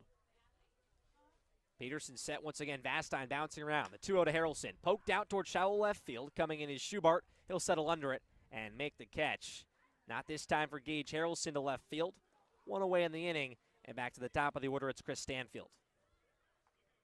See, if that one dropped, then I might have been convinced that life is a simulation and that we're just like reliving the same inning over and over again. Very similar starts to innings. If that one dropped, Vastine at third, Harrelson at first, Stanfield in the box. He reached on a fielder's choice, came around and scored in the third. First pitch to the righty. This one driven out towards center field. Going back on it is Etzel. Now he'll settle under it. He'll make a charge in. He makes the catch, throwing to third base. Vastine is tagging. The throw is not in time. Vastine moves up 90 feet. Good throw from Etzel. Just not enough on it. 2 away now on the inning. Stanfield still hitless on the night, and here comes Bryce Eblin.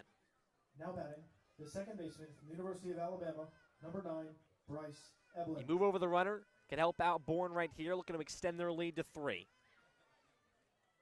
Bryce Eblin 0 for 1. He walked and scored as well in the third. Infield back to normal depth for the Anglers. Peterson back on the bump. Vastine off third base. Highlight kick, first pitch, fastball low and outside, 1-0. Eblin 5 RBIs on his summer so far. Batting at .280 coming into this game. He digs back in with a narrow lefty stance, 1 ball, no strike. Peterson's pitch, foul back, 1-1. And not a bad start for Langhorne. First 2 innings he pitched were stellar. Strikeout numbers were there, getting up to 6. Just a tough end to his third inning. Had 1 out, was working out of a jam, put Bender down on strikes. And then a Bodine single kind of propelled the Bravos. The 1-1 to Eblin, line, left center field, it's a base hit. Vastine is going to score. Bryce Eblin to first base. His 6th RBI of the summer. It's a 2-out RBI single, 4-1 Bourne. Now batting, the designated hitter, Bryce just has a knack number 44, for just Derek finding the Bender. ball the other way, just finding those gaps in left center, left field, shallow right. Just such a short and compact swing, even jammed inside, just able to keep the hands through, make it 4-1. Here's Derek Bender. First pitch fouled off in the box on the fastball. Bender 0 for 2 so far. Came into the game batting just under 600. You heard that number right. 10 RBIs, 3 home runs. Had a go-ahead 2-run blast against Harwich back on Monday night in the 5-3 win. The 0-1 to him. Chop third base side. Picked up from Mioli. Dives to the ground. Stands up. Fires to first. It's in time. A stellar play at the hot corner for Aiden Miola. Robs a hit from Derek Bender. But not after Bourne gets their 4th run on the board. An RBI single from Bryce Eblin. They lead by 3 here from Dorn Park. Top 5 coming up. Chatham back to the plate.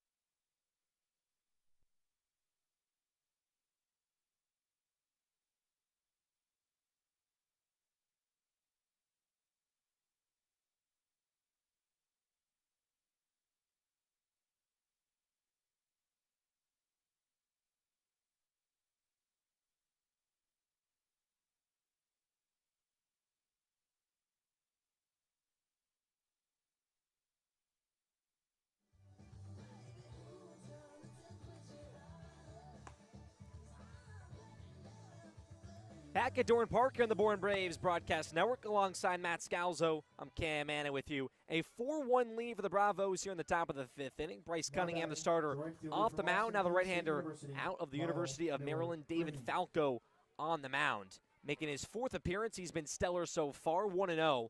A 3.6 ERA, 1 save on 5 punch-outs. He'll work from the stretch. Here's Lyle Miller-Green, the 9-hitter. First pitch to the righty, a called strike on the fastball at the knees.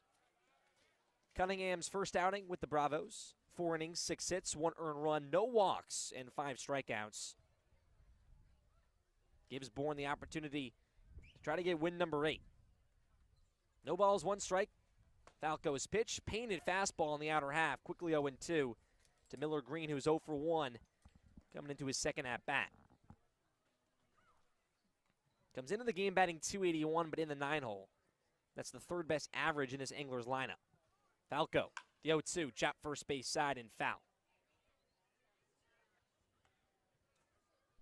Falco's last appearance against Falmouth went 2 innings, 2 earned runs, 2 hits, but he ended up getting the save in that 6-5 win for Bourne here at Dorn Park.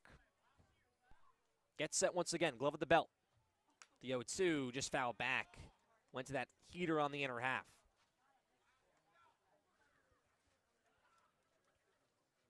Five hits for Chatham, 4 hits for Bourne. Neither side has made an error so far on the 3-run lead for the Braves. Normal depth for the infield and the outfield. Lyle Miller-Green back in the box. Falco gets set. The 0-2 pitch, foul back once again. Back to that inside heater. A longer at bat for Miller-Green. Back in that 3rd inning. Very similar so far. Falco set once again, gets the sign from Bodine. Sets his sights, the highlight kick. The 0-2, slider outside corner, just going to miss. Count now 1-2. And Falco's someone you feel comfortable bringing in at any inning out of the bullpen. Late in the game, middle of the game in this scenario. Has been used in a lot of different opportunities for Bourne. His 1-2, a wave and a miss. Miller-Green goes down. First punch out for Falco out of the bullpen, and there's 1 away here in the top of the 5th. Just a super confident pitcher on the mound. He knows his stuff. He knows how to locate it. University of Southern Mississippi, number 12.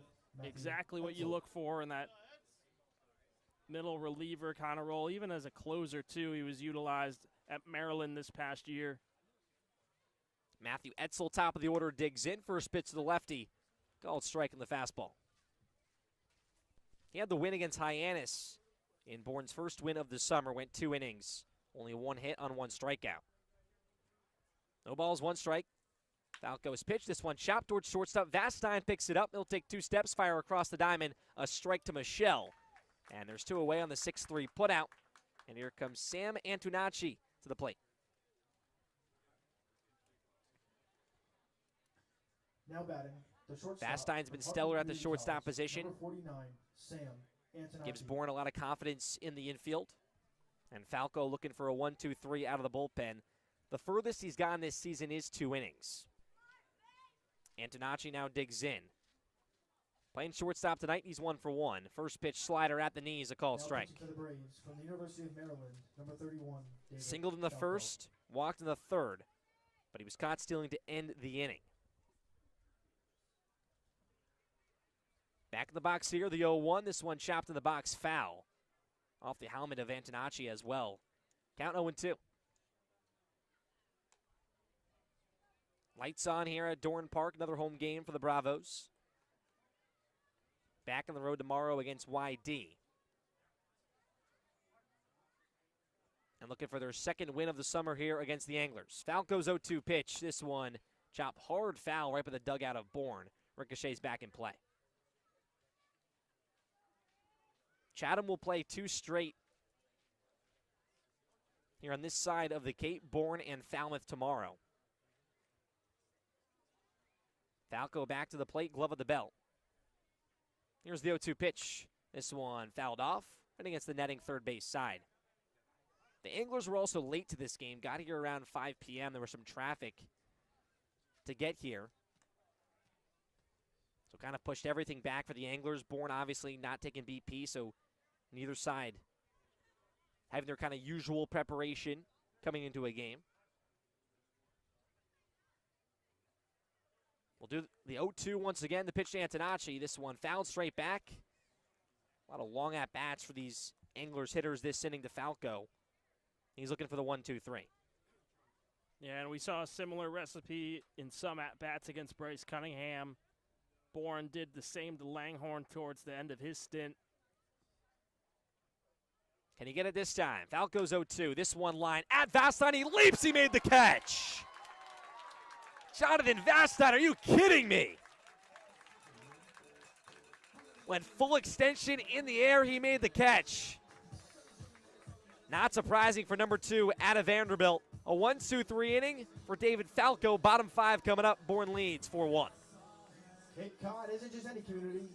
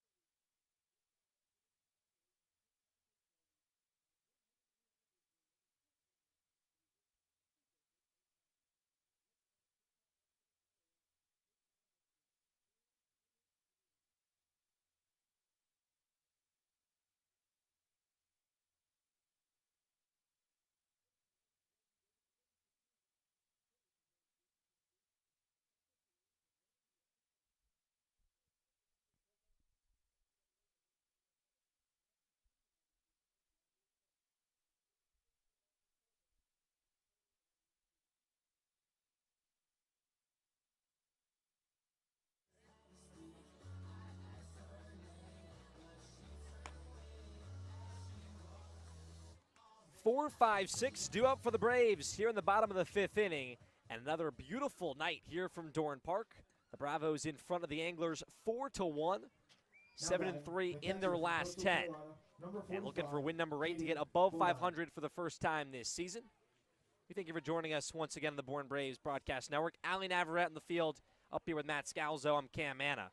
Caden Bodine in the box. Benjamin Peterson back out of the bullpen. He'll work from the stretch once again. Bodine, the switch hitter, he'll bat left.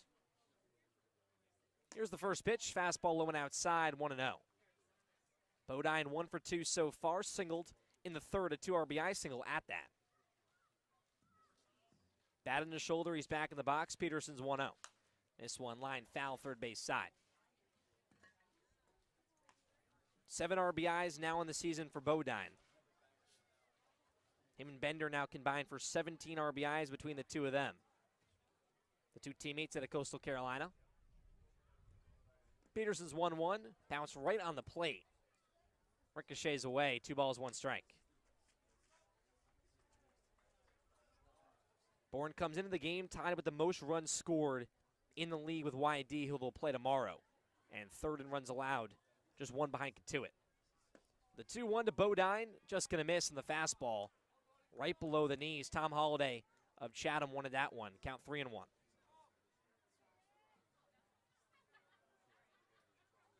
Tom Holliday, the manager since 2017 of the Anglers.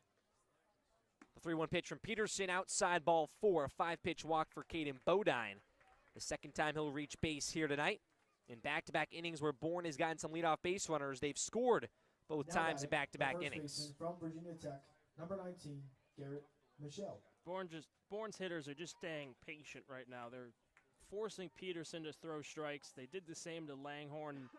Langhorne threw more strikes, and they were able to battle those off. But here against Peterson, they're just waiting for their pitches. Garrett Michelle, the lefty, digs in. Broken bat, first base side, picked up from Donahue. He'll step on the bag. Safe at second base is Bodine. So a 3 unassisted for the Anglers, but Bourne puts another runner in scoring position, and Kendall Diggs comes to the plate. Now batting, the right fielder from the University of Arkansas, number 36. Diggs still in search of hit number 1. Michelle went back shaking his head just a little bit, but at the very least, he did his job in advancing the runner into scoring position, and as Cam said, Diggs still trying to get into his groove. We saw a slower start with Vastine as well. Peterson to Diggs, first pitch. This one's low, just gloved by White, almost went to the backstop. Count 1-0. He was hit by a pitch in the third inning. We talked about his spring at Arkansas, batted .303, 63 RBIs for the left-handed swinger. The 1-0, fastball low and outside. White gloves it once again. Bodine off second base. He's been the engine of the lineup here tonight for Bourne. And it looks like they're going to intentionally walk Kendall Diggs to set up the double play. So 2 straight balls. Now Diggs walks down to first base. Second time he'll reach base tonight. And Cam Foster, who's 0 for 2 with 2 strikeouts. The Anglers like that matchup a little bit better. Cameron Foster. Yeah, righty on righty. Foster's struck out both times so far tonight. But he worked a pair of long at-bats against Langhorne, fighting off some foul balls, just couldn't square one up. Peterson from the stretch, Foster the righty digs in. First pitch, off speed in the zone, 0-1. And they've gone to Foster 3 straight times now on first pitch off speeds, twice from Langhorne and Peterson right there. Diggs off first base, Donahue not holding him on. Bodine off second. No balls, 1 strike, pitch to Foster. This one line, right field, it's a base hit. Bodine froze, now he'll go to third base, he's gonna stay there. Diggs to second, Foster to first. Base is now loaded, and the intentional walk for Chatham might not work out in their favor. Jonathan Vastine to the plate. Now batting, the shortstop from Vanderbilt University. And Cam, with number the way 2, he had been Jonathan swinging the bat, Vastine. those 2 strikeouts not really, true to what he'd been doing, and especially when you look deeper into those at-bats, like I said, just struggling to find the barrel on the ball and put one in play. But there he just kept his hands through the zone, drove one the other way, sets up one of your hot hitters. First pitch to Vastine is low, blocked by White on the fastball. And Chatham said, hey, we're not going to pitch to Diggs right now, who didn't have a hit as well. We're going to go to Foster, has 2 strikeouts, but he's been seeing the ball well the last few games. He's off first base. Diggs off second, Bodine off third. Peterson, the 1-0 to Vastine. Swing and a miss. Good pitch on the inside corner. Vastine out in front, count 1-1. He's walked twice so far tonight, scored in the 4th. Led off both innings, both rallies for the Bravos. Middle infield pinching for Chatham. They're itching for that double play. 4-1 lead here for Bourne. The 1-1, this one changeup. It's blocked by White.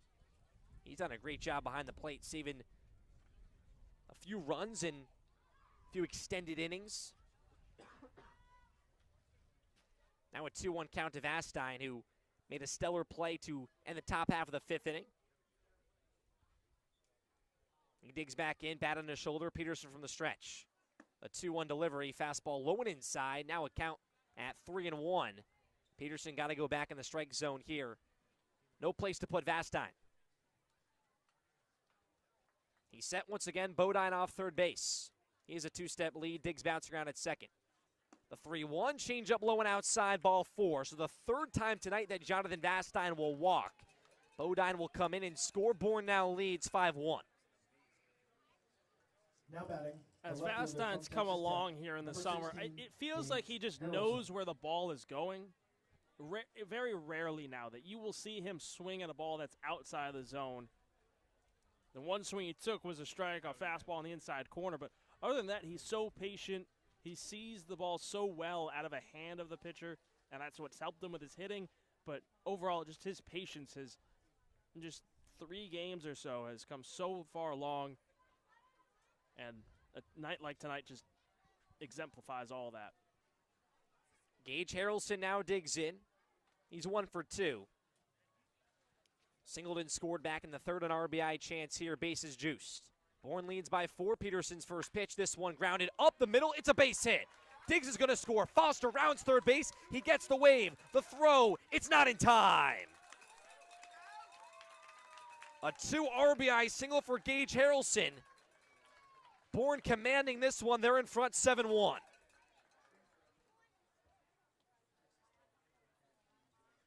Bourne just, Now their batting, the bats center are fielder just from Auburn University, swinging number 10, so hot. Chris Feels like Stanton. every single person in this lineup, they come up and their bat is just on fire. And they just barreling up the ball, finding the gaps in the defense. taking advantage of those opportunities, just being advantageous when they're given those chances with the bases loaded. Chris Stanfield, top of the order now for Bourne. Double steal here. White throw to third. Vastine slides in. He's in there safely. His second stolen base here tonight, kept his balance on the bag. Gage Harrelson, he'll pick up one as well. He'll go to second. So now 2 runners on the pond once again for Bourne. RBI chance for Chris Stanfield, still in search of his first hit tonight. Infield now fully in for the Anglers. Peterson back to the stretch. The 1-0. Slider low in the zone. Count 2-0 to Stanfield. And Matt mentioned it. The Bourne bats, timely hitting has just been so much better. And the at-bats longer and forcing walks when needed. Peterson's 2-0 to Stanfield. High in the air to center field. Pretty shallow towards the gap. Running in is Etzel. He'll get a running start. Vastine, he's going to tag. Etzel, the long throw home. White grabs it. It's not going to be in time. Vastine tumbles in safely. Harrelson to third base. It's a sac fly for Chris Stanfield. Put another run on the board. It's 8-1 Bourne. Now batting, the second baseman from the University of Alabama. And even for number 9, Stanfield, who's, Bryce you know, Evelyn. he doesn't have a hit yet, but just doing your job, doing the simple things. It's something Scott Landers preached to us early in the season, and now you're seeing it come to fruition. Well, all these guys that have come in, taking advantage of opportunities. You don't have to get it all at once. Stanfield doesn't need to rip one down the line, show off his speed, drive in 2 runs, but just simple hittings. You're already in front. At the very least, bring in another and just get one deep enough. We've seen the speed from Vastine, couple stolen bases. He went from first to third on a bloop single to left from Gage Harrelson. It's so simple for this Bourne lineup, up and down. They know their job, and they've just been executing it perfectly over the last week. Simplicity and execution right now for the Bravos. 4 runs here in the bottom of the 5th. They lead 8-1. Tom Holliday walks on the mound, takes the ball from Benjamin Peterson. So a new arm for the Anglers will get you everything you need to know. We'll take a quick break, though, but stick with us here on the Bourne Braves Broadcast Network.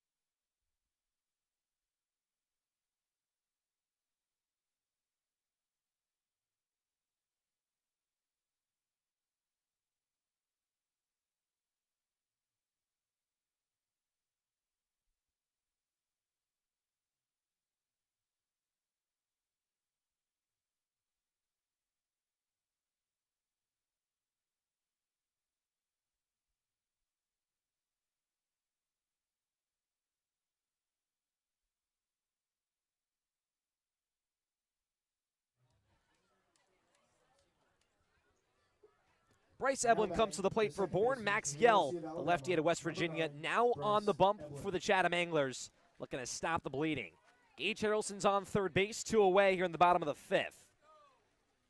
And Yell looking to give the Anglers just a chance with the bats.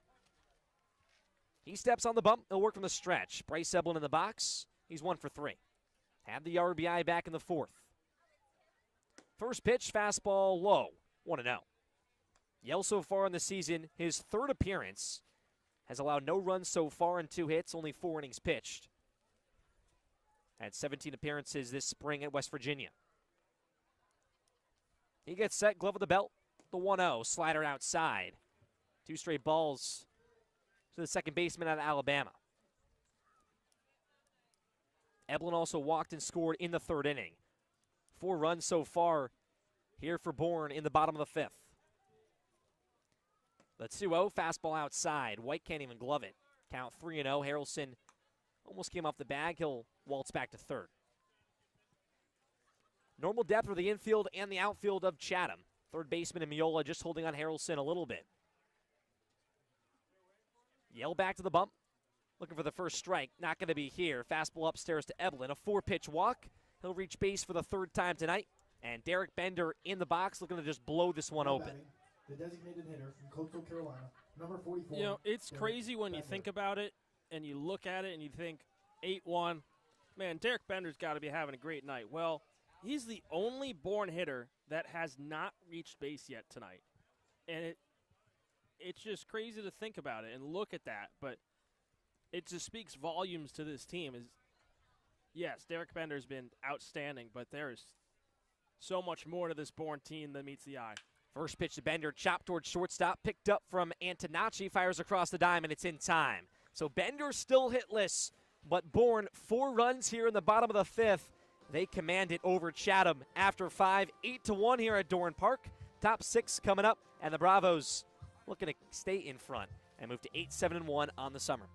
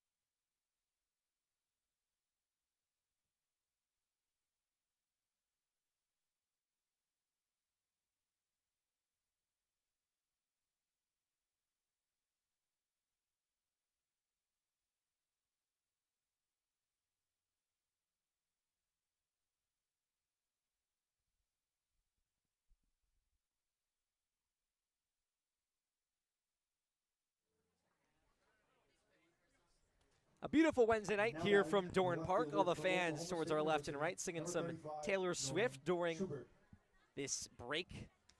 Going into the 6th inning from Dorn Park. An 8-1 lead for Bourne, 3-4-5 in the order for Chatham. It's Nolan Schubart in the box, David Falco back in the bump. But another large attendance here at Dorn Park. And since Bourne's been at home, they've been hot, and the Braves fans have seen good baseball. Falco from the stretch. First pitch to Schubart, fastball outside, 1-0. Schubart walked and scored back in the 4th inning. Chatham 1 less hit than Bourne, but trail by 7. Falco's 1-0, slider in the zone at the knees, count 1-1. Yeah, and you and I talked about it. It's just the timely hits. Chatham's had hits, but haven't been able to drive in many runners. Falco's 1-1, check swing from Schubart. They'll check down to the 3rd base sump. Not in time, says Mark Yoder. Count 2-1. But Bourne, they let those counts work. They've worked walks. They took advantage of Chatham and dishing out an intentional walk. Falco's 2-1, skied foul 3rd base side from Schubart. Count 2-2. And then they're just finding gaps. Cam Foster with a nice opposite field hit. Harrelson puts one up the middle. Stanfield just simplifies things as a sac fly. Falco glove of the belt once again, looking for the punch out. The 2-2, chop 2nd base side. Eblin ranges to his left. He'll pick it up, fire to first. It's in time. And an out number 1 here in the top of the 6th for David Falco. And here comes Carson Benj to the plate. Now batting, the designated hitter from Oklahoma State University, number 7. But Bourne's just been playing such good baseball, and this Chatham team managed well from Tom Holliday, who took over for the team in 2017, was the manager at Oklahoma State. And they've had some winning seasons. First pitch to Benj, fastball outside, 1-0. But right now just have not put the pieces together. He's taking responsibility for that. 10th in runs scored, 10th in runs allowed. Falco's 1-0. Check swing from Benj, not going to matter. Slider in the zone, count 1-1. And they're also last in hits at 97 and 78 earned runs as well. The 1-1 fastball outside, 2-1. So a tough start for this team. Coming off a loss against YD 11-5. Won the night before against Falmouth. They'll play them tomorrow. Falco's 2-1. Fastball way outside once again. 3 balls, 1 strike. Benj came into the game batting .455. Has a triple and 3 RBIs. 3 balls, 1 strike, Falco. Here's the pitch. Fastball painted. Good job from Bodine. Brings it up in the zone. Called strike 3 and 2. Benj back in the box. Falco looking for another 1-2-3. Had that in the 5th. Here's the 3-2 pitch. This one chopped foul. Went to that front door slider. We'll do it again. Chatham also 1-6 on the road. They played 500 baseball at Veterans Field, 3-3-1, but 1 win and 6 losses in 15 games in when traveling. Falco, glove of the belt, the highlight kick, the 3-2, swing and a miss. Punch out number 2 for David Falco, and there's 2 away in the top of the 6th. Now batting, the first baseman He's just from the University so of Hawaii, calm, cool, number 10, collective, and Kyson confident when he steps on the mound. He just knows where his pitches are going to go, knows how to work them. Kyson Donahue now digs in, another lefty in the Chatham order. Falco's first pitch, a wave and a miss at the fastball from Donahue, 0-1. And as a defense, that just helps you breathe a little easier. You know your pitcher is going to go out, do his job. Falco, the 0-1, out in front is Donahue on the changeup. Quickly 0-2. Falco, strike away from the 1-2-3. Donahue's 0 for 2 as well with 2 strikeouts. Not looking for the third right here. Falco set, the 0-2 pitch. This one popped up, third base side, shallow left field. Harrelson sprinting in towards the line, towards the wall, but it's going to drop out of play. Foster going back as well with Vastine.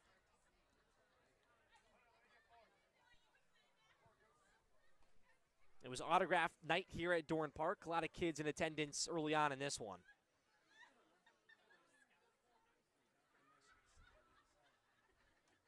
Looking for their Braves to stay hot.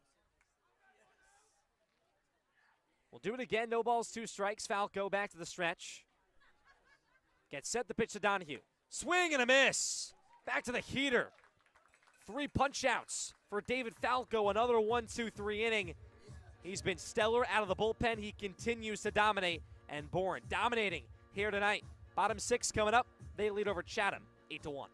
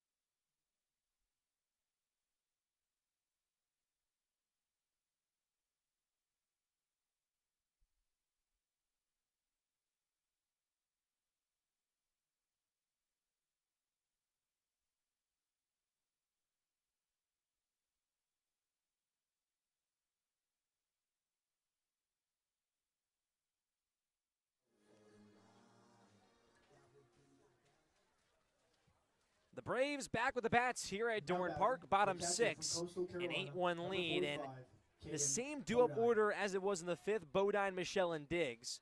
Bodine led off the fifth, walked in, scored. He'll now bat right against the lefty and Max Yell. Coming out of the bullpen once again here for Chatham. His first pitch, line right field, over the head of the first baseman in Donahue. And a hit for Caden Bodine, his second of the night. And another leadoff base runner for the Braves.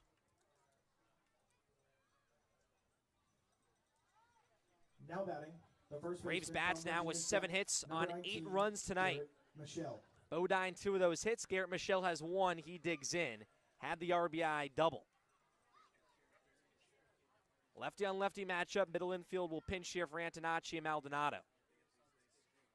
Yell gets set. High leg kick. First pitch popped up. Third base side out of play for Michelle. Michelle came into the game with 8 RBIs. Got his 9th here tonight. Just batting under 300.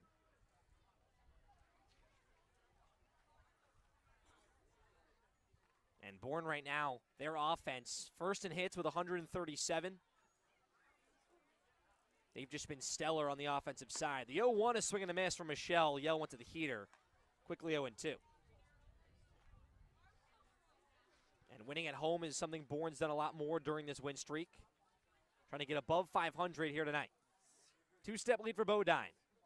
The 0-2 to Michelle. Got froze on the slider. And he'll go down. First time he's gone down on strikes tonight. He'll take a walk back to the third base dugout. And Kendall Diggs will now dig in with 1 away. Now batting, the right fielder from the University of Arkansas, number 36, Kendall Diggs. Diggs still in search of his first hit. I'm sorry. You're good. You're good. That was just a great pitch from Yell. It just starts inside to a lefty. He's got such a weird release where First pitch of Diggs, fastball low, 1-0. It's not so much weird. He just extends his arm out further, almost like a sidearm pitcher. And with how his breaking ball moves, it starts in, like almost like level in the middle of your hip with a lefty, and then drops back in. The 1-0 pitch to Diggs, slider in the zone, count 1-1. Diggs was intentionally walked in the fifth, and he scored. It kind of hurt Chatham. Foster followed with a single, Vastine walked, and then Gage Harrelson, a big 2 RBI single. Bodine still off first base. Diggs in the box, pick over to first. Bodine's caught in a rundown. Donahue has it at first base. He's chasing him down. Now picked up from Antonacci, chasing Bodine back to first. He'll be tagged out by the pitcher in Yell. So 2 outs now on the inning. And a good pickoff move there from Yell. Just got Bodine leaning the wrong way. And kind of changes an inning here for Bourne. Have scored a run in every inning. Going back to the third. 3 in the third, 1 in the fourth, and 4 in the fifth. And now a 1-1 count to Diggs. Diggs is back in the box. Yell's pitch. Slider up and in. Diggs back and away, count 2-1. But Bodine's been seeing the ball so well for the Bravos and has been that player tonight in the 3-4 spot, even without Bender, as the 2-1 comes in. Slider way outside, 3-1. And Matt and I have brought up, on a night where Bender is 0 for 4, just proves to you even more how good this Bourne team has been playing, even without his presence in the lineup. 8 runs on the board on 7 hits. Can give you even more confidence for a winning ball club. Diggs digs back into the box. Here's Yell's 3-1 pitch. Fastball low and inside, ball 4. So Diggs takes a jog to first. A 2-out base runner for the Bravos. And Cam Foster, a single in his last AB. He'll come to the plate.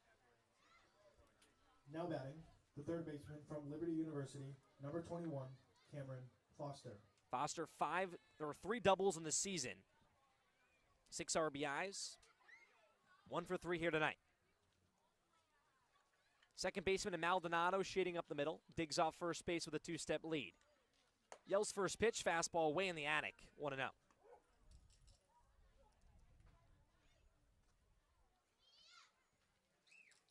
Bourne back on the road tomorrow, as we've talked about. They'll play against YD. That's a 4:45 first pitch because YD does not have the lights at their ballpark. Here's the 1-0, lasered up the middle. It's a base hit for Cam Foster. his second of the night. Diggs goes to second base, and Bourne keeps mashing the baseball, first and second with 2 away, and Jonathan Vastine will make his 4th appearance to the plate, but still not with a real AB so far. He's walked 3 times.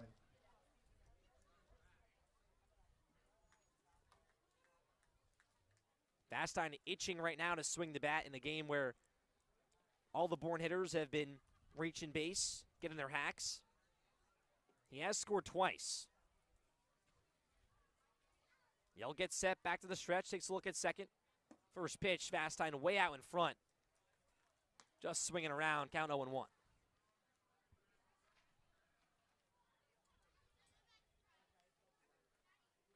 Cam Foster now off first, Diggs off second. Shortstop in Antonacci holding on Diggs. Yell, glove at the belt. Here's the 0-1, slider painted on the outer half, count quickly 0-2. Can the Anglers get a 0 on the scoreboard for the first time since the second inning? Yell, long looking at White, 2 looks at second base. The 0-2 to Vastine, slider going to miss outside, count 1-2. We've seen Vastine ahead in counts as a hitter. This will be the first time we see him try and battle back, show that patience. Bat in the shoulder, the 1-2 pitch. This one popped foul out of play. Yell went to that inside fastball. Vastine just getting around. So we'll do it again on the 1-2 with 2 away. 8-1 lead for Bourne on 8 hits. Can Vastine make it 9? The 1-2 from Yell, wave and a miss, out in front of the slider. He'll go down swinging to end the inning. So Bourne does not put up a run here in the bottom half of the 6th, but Cam Foster, his second hit of the night, his average creeping at 300.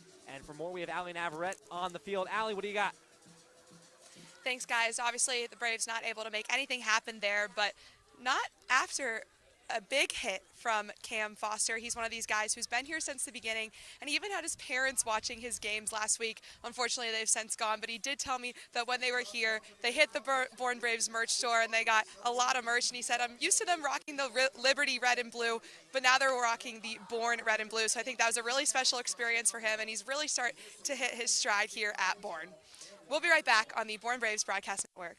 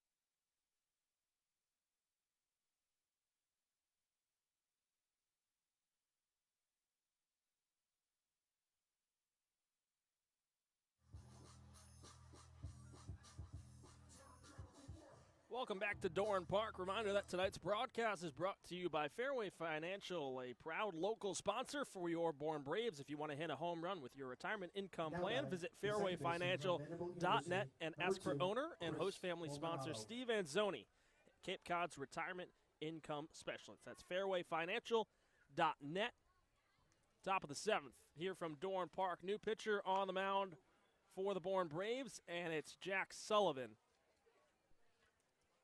And he hits the leadoff man here in Chris Maldonado, and also ricochets off Caden Bodine behind the plate, right off the top of his mask, and he's shaken up.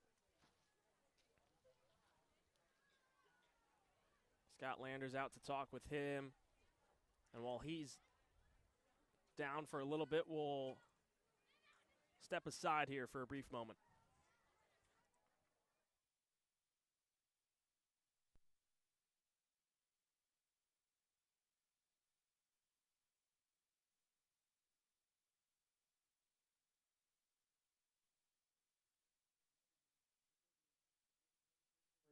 Number 17, Aiden Miola. Well, Caden appears to be okay, and that's always good. Just a little stinger off the top of your head. You never want to have that happen as a catcher. And for Jack Sullivan, not the start appearance he would have hoped for, hitting the first batter. Now he misses low and away to Aiden Miola. Sullivan, a rising junior at UConn.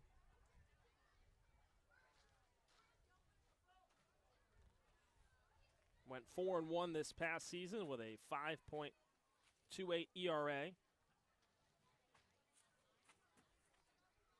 Leading off first is Maldonado. Here's the 1-0. Foul tip by Miola. It's 1-1.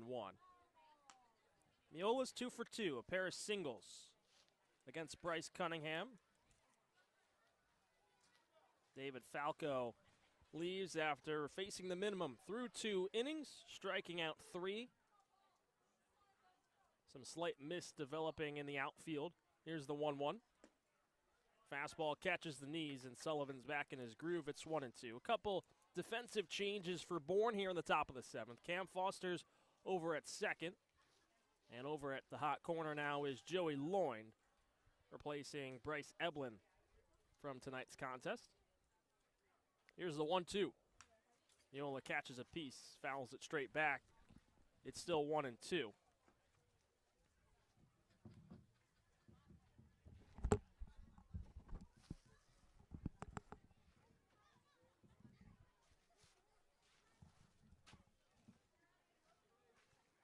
Sullivan was mainly a starter this past season for the Huskies. Here's the 1-2. Swing and a miss. Miola down on strikes. First strikeout of the summer for Jack Sullivan, and a bounce back at bat after he hit Maldonado on his very first pitch of the summer. Hudson White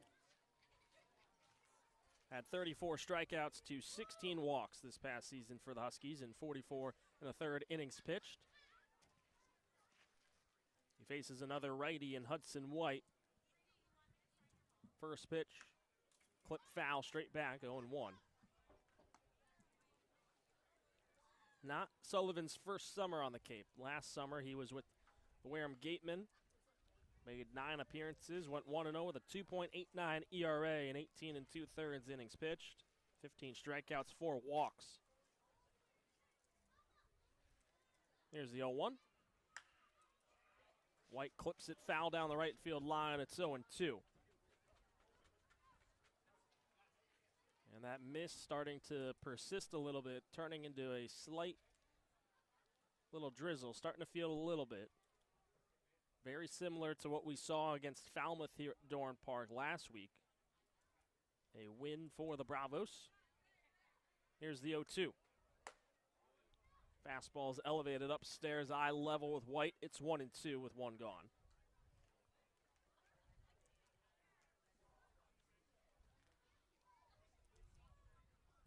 Maldonado leads off first, held on to by Michelle. Here's the 1-2. Slider misses away. It's 2-2. And nice here for Jack Sullivan to come out of the bullpen, get some work right now in an 8-1 game. It's always important for those arms to get kind of loose and get that game action back and ready to go.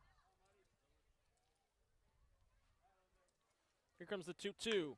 White, fly ball, left center field. Long run for Harrelson, and it's over his head, and one hops into the wall. On his way to third goes Maldonado. He'll stop there. A one-out double for Hudson White puts runners at second and third. Hard hit line drive that just kept carrying out towards left center field. That's where the wind's blowing. And as Cam said, earlier in the game, Harrelson out in left field. He's going to be working with his weaker hand, having to go backhand to try and make a grab there. And just White's second hit of the summer. A good drive to that one into left field. And, you know, Chatham still with some time right now. A single would help them out a lot. Sixth hit of the night for the Anglers. Brings up the 9-hitter Lyle Miller Green.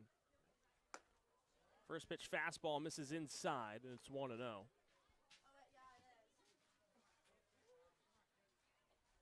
Miller Green's 0 for 2.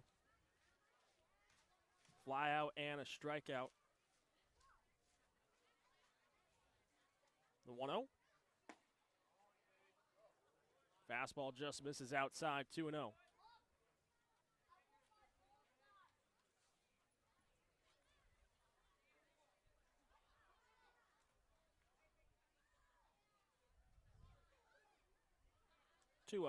Miller Green drives this one deep in the air to center field, pushing Stanfield back up against the warning track. He'll make the catch. Both runners will tag. Relay throw to Vastine. He cuts it off. Coming in to score comes Chris Maldonado. Second run for Chatham makes it 8-2 here in the top of the seventh. And some better swings here for the Anglers in their last few ABs. Good drive there from Miller Green. Just that gets out at a lot of ballparks here on the Cape, but Bourne, one of the longer center fields at right around 400. 395 to dead center here at Dorn Park. 330 down the left field line and 300 down the right field line with the pesky pole-esque setup. First pitch breaking ball misses low and inside to the leadoff man and Matthew Etzel, who's 0 for 3. And then in right center, it's pretty much 360. So quickly extending out from right to right center. Makes it tough to get a ball out. 1-0. Catches the bottom of the zone, 1-1. Pair of groundouts with a pop-up sandwiched in between for Matthew Etzel on the night. Hudson White standing over at third, 90 feet away for making an 8-3 game. Here's the 1-1 from Sullivan. Breaking ball, catches the inside corner, 1-2.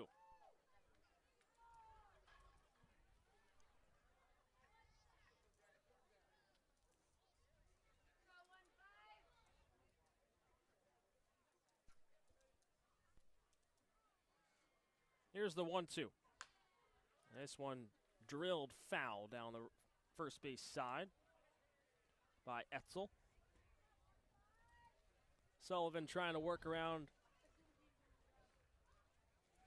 a couple of base runners here in the seventh. First appearance of the summer for him.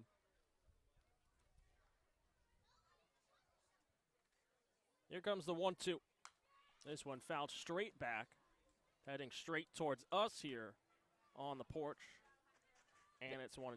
That would have just gone right through my forehead. Yeah. You did flinch, and rightfully so. I would have done the same. And it wasn't a crazy flinch. It was more just kind of like a duck up. Yeah, a little reactionary thing. It's totally cool.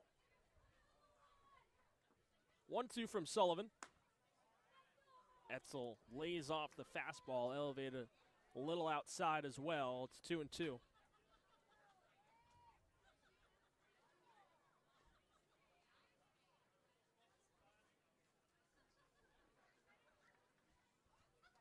Here's the 2-2. This one flied out left field. Harrelson moving over towards the line. Gets underneath it. He'll make the catch and end the inning. So Chatham puts one on the sack, puts up one more on the sack fly from Lyle Miller Green. Makes it 8-2 Bravos as we head towards the bottom of the seventh here from Dorn Park.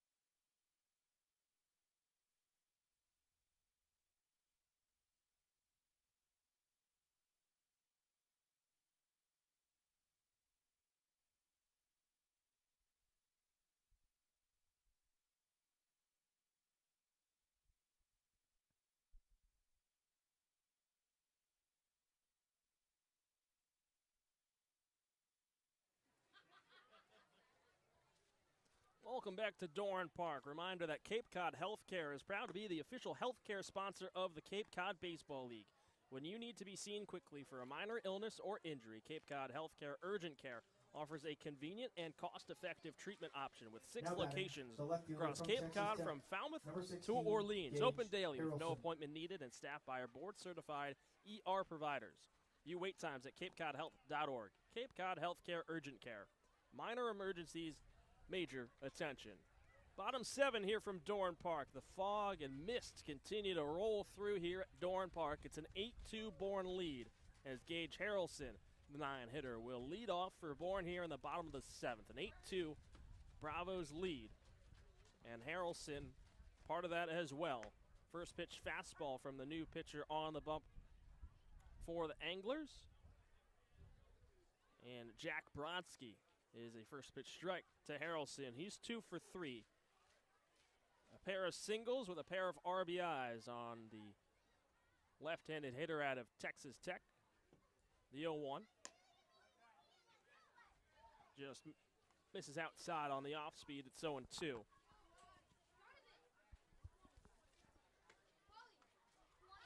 Brodsky this season, just his second appearance through 1 inning. Had a strikeout with no hits and no runs allowed against Brewster on the 25th. 1-1. Fastball zips outside. Held on to by White. It's 2-1. A 6-0 loss for the Anglers 3 days ago.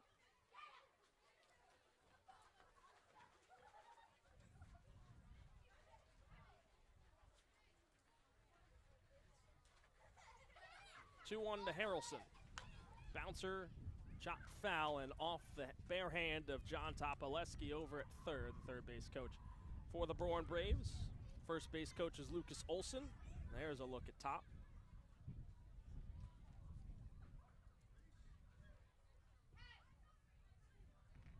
He's going to wish he had that one back. 2-2 to Harrelson. Swing and a miss, down on strikes. Brodsky's got his second punch out of the summer, first tonight, and there's 1 gone in the bottom of the 7th. And a really good pitch there, just a fastball on the inner half. Number 10, Chris Stanfield. And tough for Harrelson to just put a solid swing on that.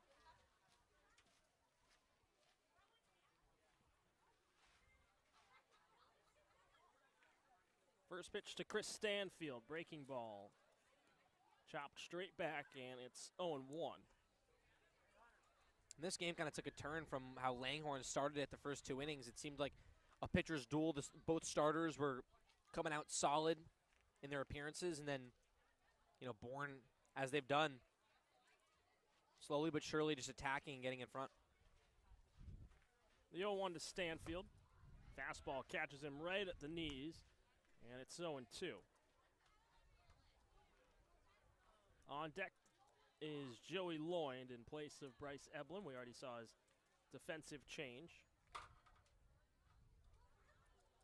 Here's the 0-2. Fastball outside.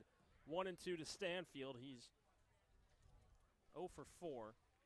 Still looking for his first hit, but he does have an RBI and a run scored when he reached on a fielder's choice in the 3rd. 1-2. Stanfield, ground ball through the left side of the infield and into left field. There's the first hit of the night for Chris Stanfield. Wide turnaround first. He'll retreat back, and it's a 1-out single for likely the fastest guy on the team. So back to Matt's point. Right now, the only guys tonight without hits on the Bravos, or reach base at that, the only guy is Bender. And if one can get on here, you'll see Bender as he's on deck.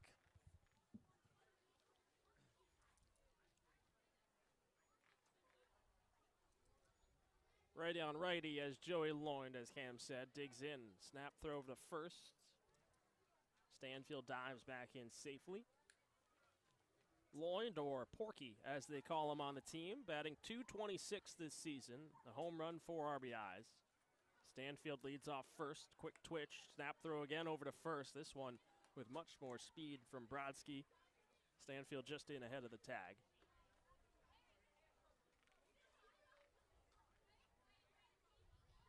Brodsky pitches his college ball at the University of Tampa down in Florida. First pitch to Loin, swing and a miss on the fastball. It's 0-1. And Stanfield very fast, but came into the game 1 for 3 on stolen bases. And, you know, Scott Lander still trusts him in that top of the order to be able to steal bags. We'll see if he's going here. Here's the 0-1. Brushes inside. Loin shifts out of the way. It's 1-1.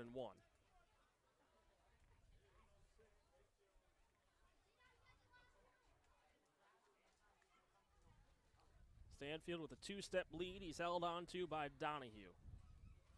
There's another throw over. This one's high, and Donahue doesn't bother applying the tag as a head-first dive from Stanfield sees him in safely.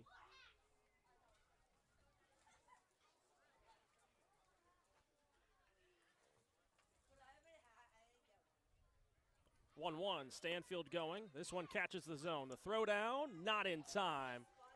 Feet first slide from Stanfield. He gets that right foot on the bag ahead of the tag for Maldonado. 2 for 4 on stolen bases this summer now for Chris Stanfield. Puts a runner in scoring position with 1 out here in the bottom of the 7th for Bourne. Loin in a 1-2 hole.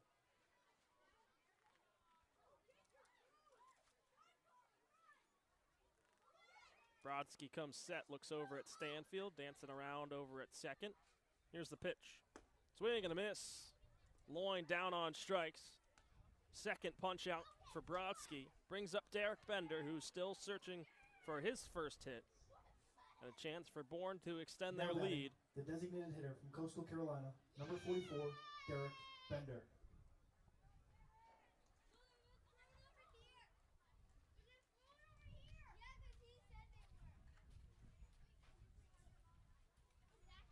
Bender's 0 for 4 so far tonight.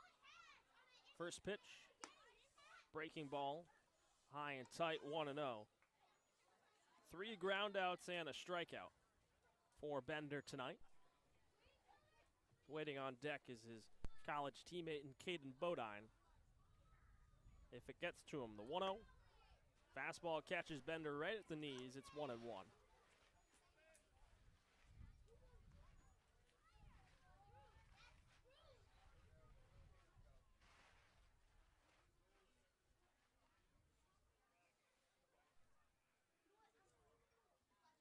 Brodsky checks Stanfield at second, the 1-1. Bender clips it foul towards the first base side. It's 1-2. And Bender's late on a few of these fastballs. Just behind a few of them as we've seen tonight. But good spot low in the zone, tough pitches to hit.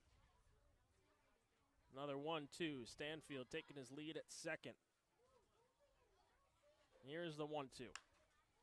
Bender late again, and it is fouled off out of play over top the Chatham dugout on the first base side.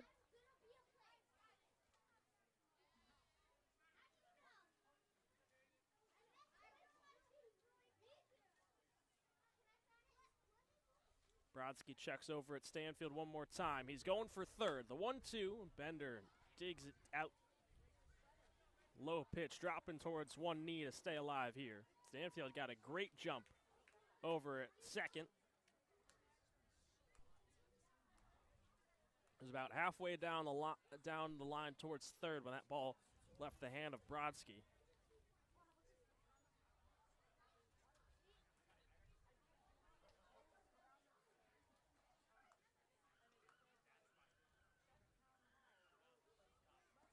Some fog coming here from Dorn Park, a little bit of a light mist at times.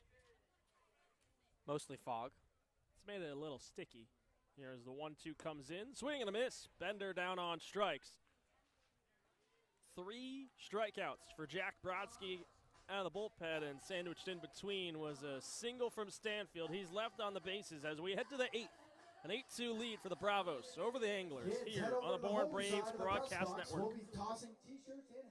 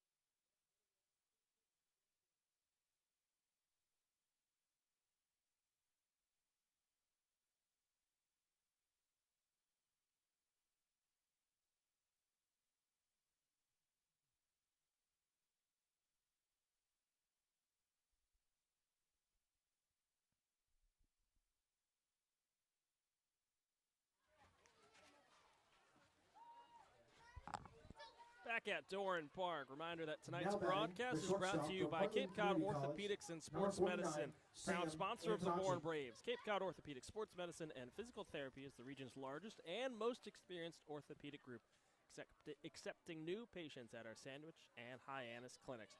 Jack Sullivan back out on the bump here for the top of the 8th inning, facing 2, 3, and 4.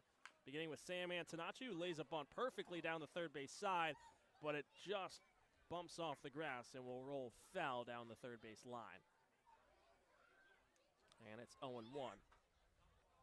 Matt Scalzo, Cam Manna, happy to be with you here. It was a beautiful night at first pitch, but as Cam said, during the bottom of the 7th, that mist and fog, really. It's more fog than anything. There'd been slight bits of mist that has rolled in from right to left on this Wednesday night.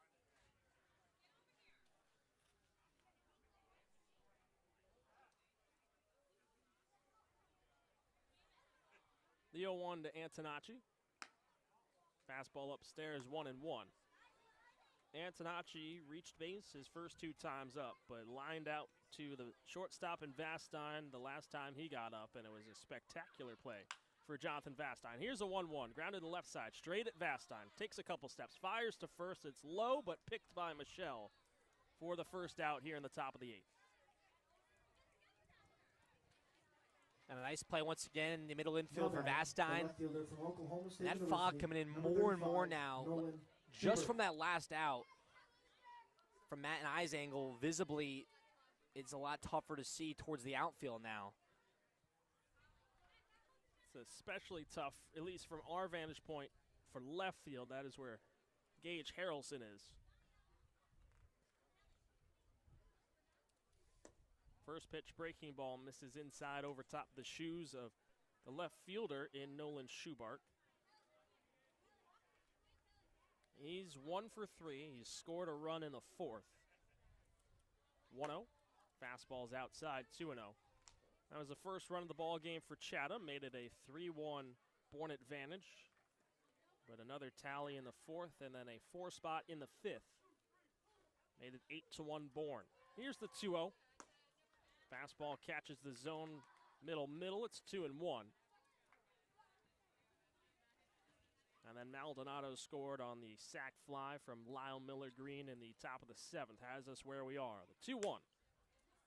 Bouncer foul. First base side off the bat of Schubart. It's 2-2.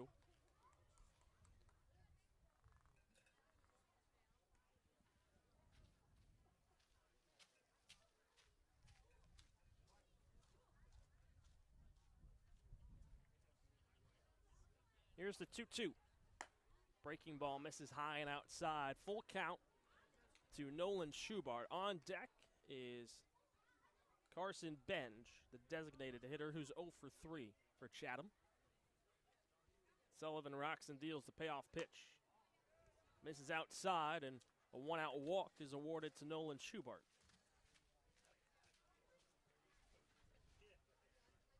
And Chatham right now going to need a lot of base runners, and you know, they've taken some solid swings tonight.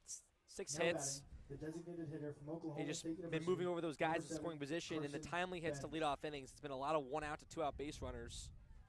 And they'll bring in a pinch runner here to try to help them out and get that guy in scoring position. Xavier Casarilla.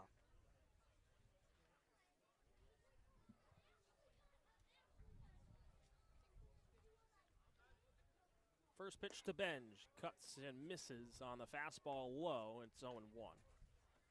Benge, as I said, 0 for 3. A strikeout in the 1st, then a flyout in the 4th, and another strikeout in the 6th. Here's the 0-1. Benge fouls it straight back, and it's 0-2.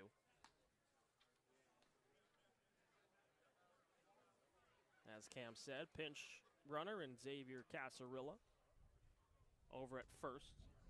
Trying to add some speed here if Chatham wants to make a late push. Here's the 0-2. Fastball's outside, 1-2.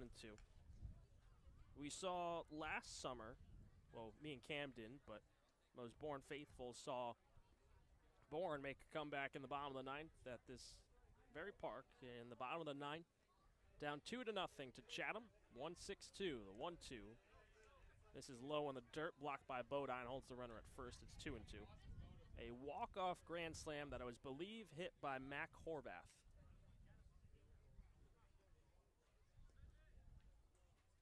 Go down into the bottom of the ninth, down 2-0. You can't win by much more than what Bourne did in that outing.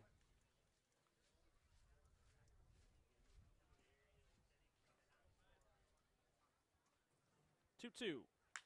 This one's flied out, straight away center field. Stanfield doesn't have to move an inch, and he'll make the catch for the second out. And a smooth game right now for Bourne, and just another one of those games for Chatham. Now batting. The team right now that just University of Hawaii. Itching to Tyson win games and get back in that win column. Most likely going to tally their 10th loss of the summer here tonight. Kyson Donahue comes up. He's 0 for 3 as well. Takes ball 1 outside. 3 strikeouts on the night for Donahue. 2 against Cunningham, 1 against Falco. Arm up for Bourne in their bullpen. Here's the 1-0. Swing and a miss on the fastball. It's 1-1.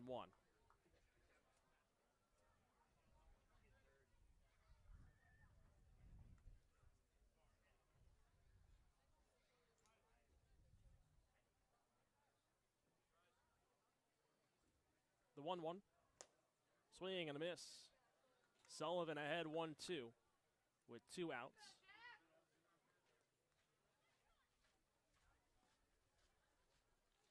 Casarilla still leads over at first. He's held on to by Michelle. Sullivan looking in, and he's got his sign.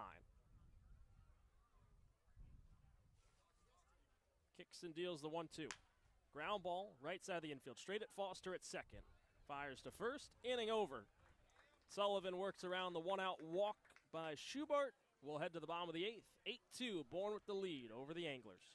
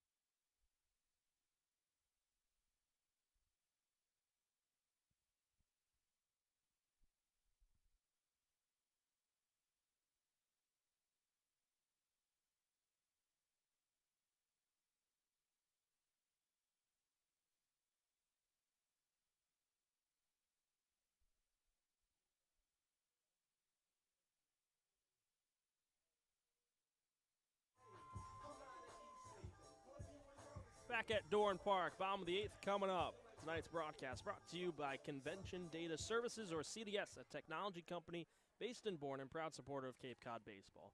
Since 1986, CDS has been delivering customized solutions to the global trade show industry. Keep up with CDS on their website at cdsreg.com and follow them on Facebook and LinkedIn. New pitcher on the mound for Chatham, but it's not someone new to the game. Coming in from right field is Lyle Miller-Green, replacing Jack Brodsky here as Chatham's down 8-2 here at Dorn Park. First pitch from the righty. Misses low to Caden Bodine.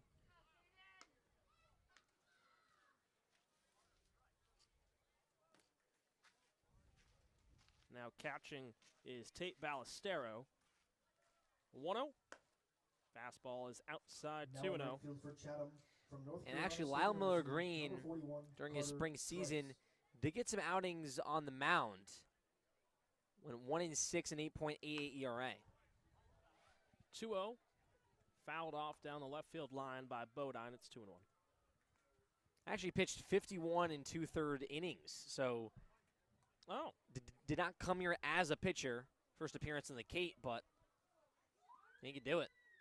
2-1 breaking ball. Just off the outside part of the plate, 3-1. He was a full-on two-way. 13 games started as a pitcher. Here's a 3-1.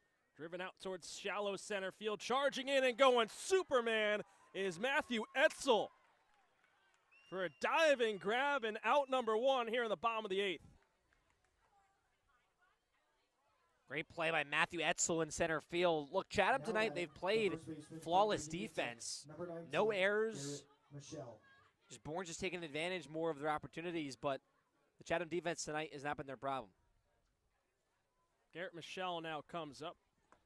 First pitch misses inside, 1-0. That fog combining with the sun going down. It's a dark sky here at Dorn Park. 1-0. Inside over top the shoes, and it's 2-0 to Michelle.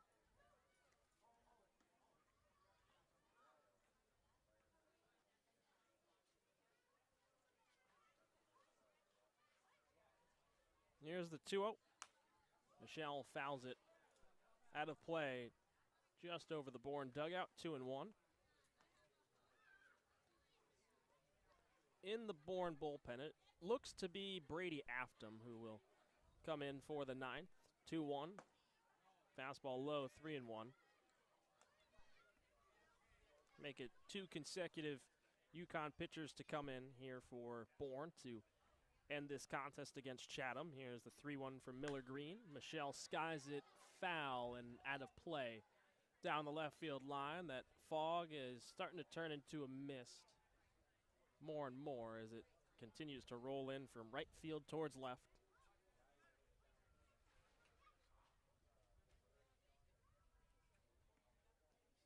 Payoff pitch. Check swing by Michelle. Did he go around? They say he did.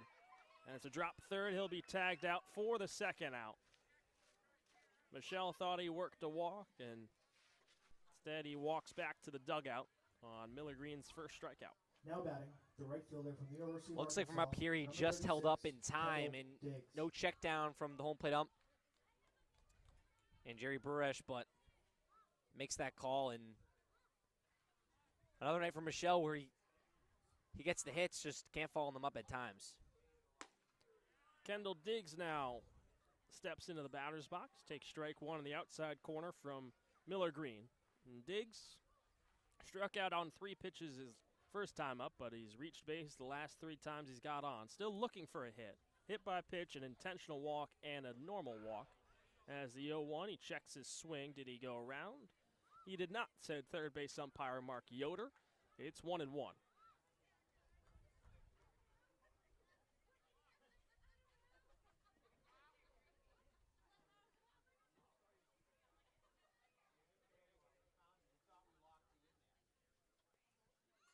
1-1. Swing and a miss. The fastball. Foul tipped off the bat of Diggs. Miller Green showing he's got a little heater to him.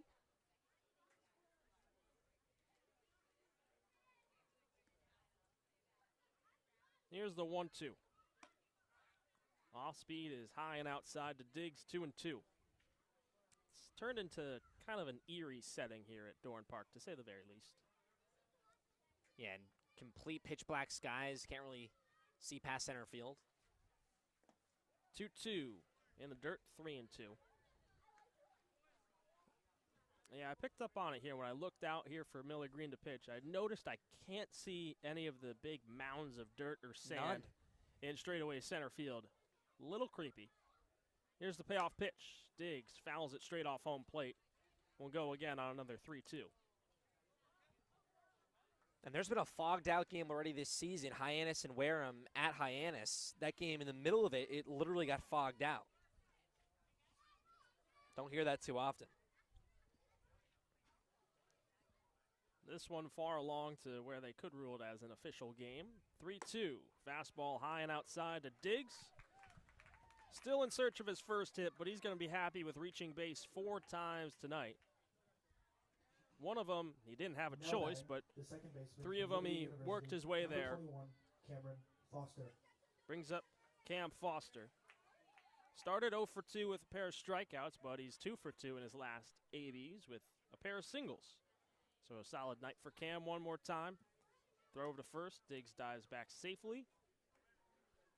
10 walks tonight forced by Chatham, or forced by Bourne, infused by the Anglers. First pitch fastball. Foster cuts and misses its 0-1. And that's a part of their problem right now. 4-9-1. You're walking that many batters per game. You know, Bourne is 3 more hits on 6 more runs, but the guys they're getting on base, it's just at a way more consistent rate because of those walks. Here's the 0-1. Foster hits it on the ground towards short. Fielded by Antonacci. He'll flip to Maldonado to get the lead runner and Diggs out, and that will end the bottom of the 8th. We'll head to the 9th. Bourne 3 outs away from picking up another win and going to a winning record in the 2023 season when we come back here on the Bourne Braves Broadcast Network.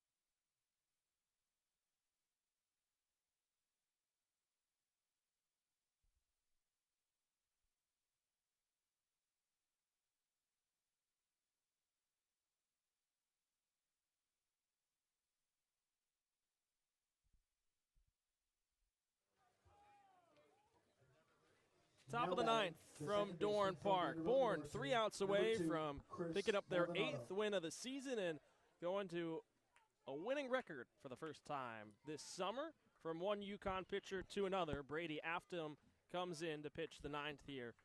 Jack Sullivan goes 2 innings, allows 1 run on 1 hit. Also struck out 1 and walked a batter. Afton misses inside on a first pitch ball to Tanner Reeves.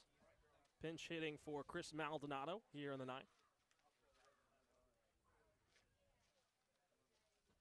1-0. Fastball down the chute, 1-1. For me, this is certainly not the first time I've seen Brady Afton. Had the pleasure of being around him a whole lot last summer with the Sanford Mainers. 1-1. Fastball cut and missed, 1-2. Brady had himself quite the summer, to say the least, with the Mainers. Born from Coastal Carolina, number 44, Derek Bender.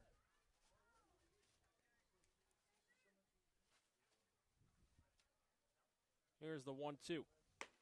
Fastball upstairs, 2-2. Also now catching is Derek Bender behind the plate, but for Brady last summer, 11 games, went 5-1, had 3 saves and an 0.68 ERA. Struck out 49, walked 11. 2-2. Fastball misses low and inside. It's a full count. This past season with UConn, he pitched in 26 games, held a 3.91 ERA in 25 and a third innings of work, 23 strikeouts to 18 walks. Here's the payoff. Fastball fouled down the left field line. That stat line right there for, you talk about the NECBL, a very talented league.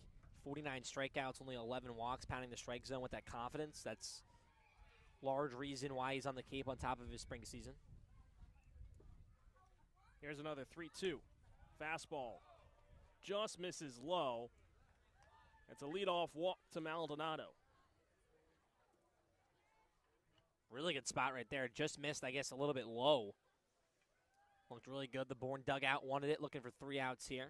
Now batting, the third baseman from Oklahoma State University, number 17. That will bring up Aiden Miola.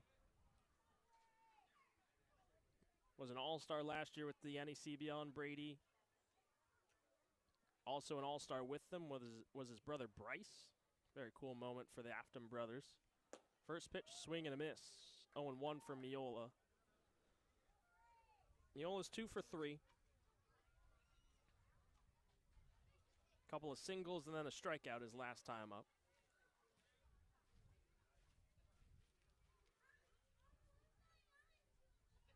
Here's the 0-1. Just misses away. Bender drops it. Throw down to second. Being aggressive there, but being tagged out is Tanner Reeves. He thought he got in there safely, but foot might have come off the bag, and Cam Foster kept the glove on him. There's one gone in the top of the 9th. And Bender's throw, too, didn't look like the greatest throw. Kind of spiked it a little bit. He turned around in kind of just frustration and then turned back, and he was like, man, I got him. Great throw from Bender as well. So Afton with no one on the bases now. The 1-1 fastball catches his zone, 1-2. Born at YD tomorrow. For those of you that are big fans of Cam and I's food reviews, might be a radio version of it tomorrow as the 1-2 comes in from Afton, spiked in front of home plate, 2-2 blocked by Bender. We could try to get Joey to film it, and maybe we do it, we post could put on Twitter. Yeah. But YD, famous for their donut burger, I guess is what it's called. It's a burger with donuts as the bun. 2-2. Miola rockets it right along the ground, straight towards the Bourne dugout. Hugh Pinckney sitting next to Scott Landers. Quick reactions. There's Hugh. And for that donut, I'm skeptical on how I'm going to enjoy that because I like donuts and I like burgers. Them together, I really don't know how that's going to be pleasing. 2-2. Miola hits it sharply on the ground. Vastine ranging to his left field. Fires to first, and it's in time for the second out. Because if I'm going to get, a donut burger, I'm probably going to get a glazed donut if that's a possibility for them to have. I think it's a lot of taste. Yeah, I think they do glazed. I've heard rumors that there's a jelly donut, and I think at one point they had a Boston cream donut. Well, that just seems like, because it's the donut, the jelly for a jelly donut, and then the burger. That's a lot. I mean, we did do the Brave, which is the Uncrustable peanut butter and jelly sandwich here, but that's a lot smaller than a donut. Now batting for Chatham from St. First John's pitch University, breaking ball is number 5, Tate low to Ballestero. Tate Ballestero. And the Uncrustable, it's bread. It's not like that taste of a glazed or jelly donut, the powdered sugar. 1-0. Fastball right at the knees, 1-1.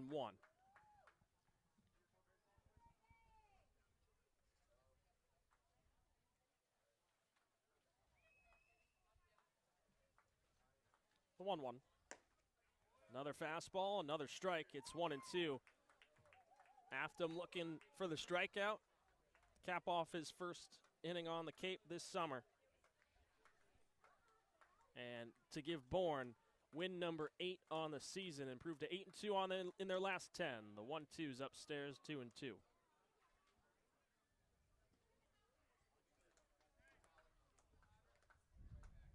Slow clap beginning here from Dorn Park. 2-2. Dips low, and it's a full count to Tate Ballestero.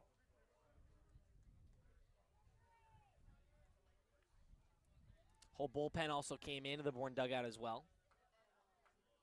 All except Tristan Smith, who's up in the Bourne dugout. Here's the payoff pitch.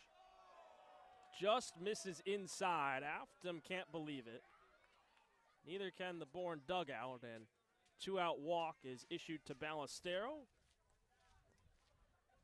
Brings up Caden Kent, because it was Lyle Miller Green, but then he occupied the rubber for the bottom of the 8th. Afton still needing one more out. First pitch. Fastball misses low and inside to the left-handed hitter. It's 1-0. From Texas A&M, number 60, Caden Kent.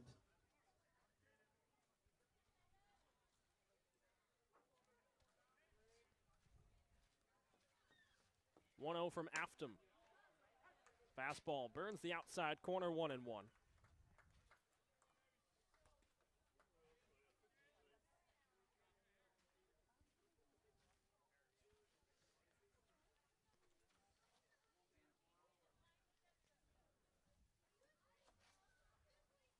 The 1-1. Fastball outside, 2-1.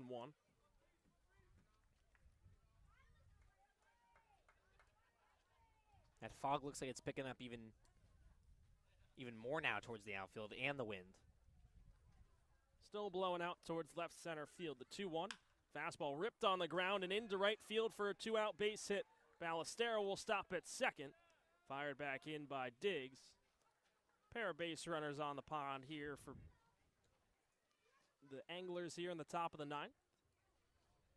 Now batting, the center fielder from the University of Southern Mississippi, number 12, Matthew. And think about Chatham and Tom Holliday's teams. No matter the score, no matter the situation, his teams manage and coach well, so they're not going to just fold over. Came down to the last strike with 2 away.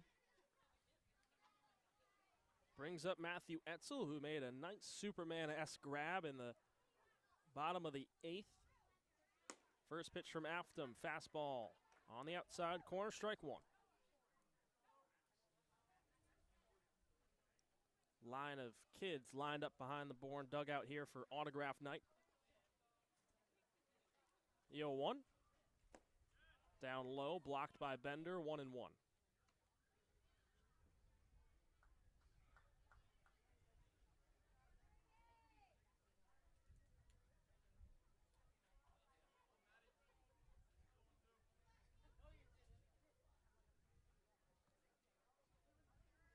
Here's the 1-1 from Afton. This one driven out towards center field. Long run for Stanfield, but he's able to get underneath it and make the grab for the final out. Bourne picks up their 8th win, and for the first time in 2023, they have a winning record. After an 8-2 win over Chatham, they improved to 2-0 over the Anglers on the season.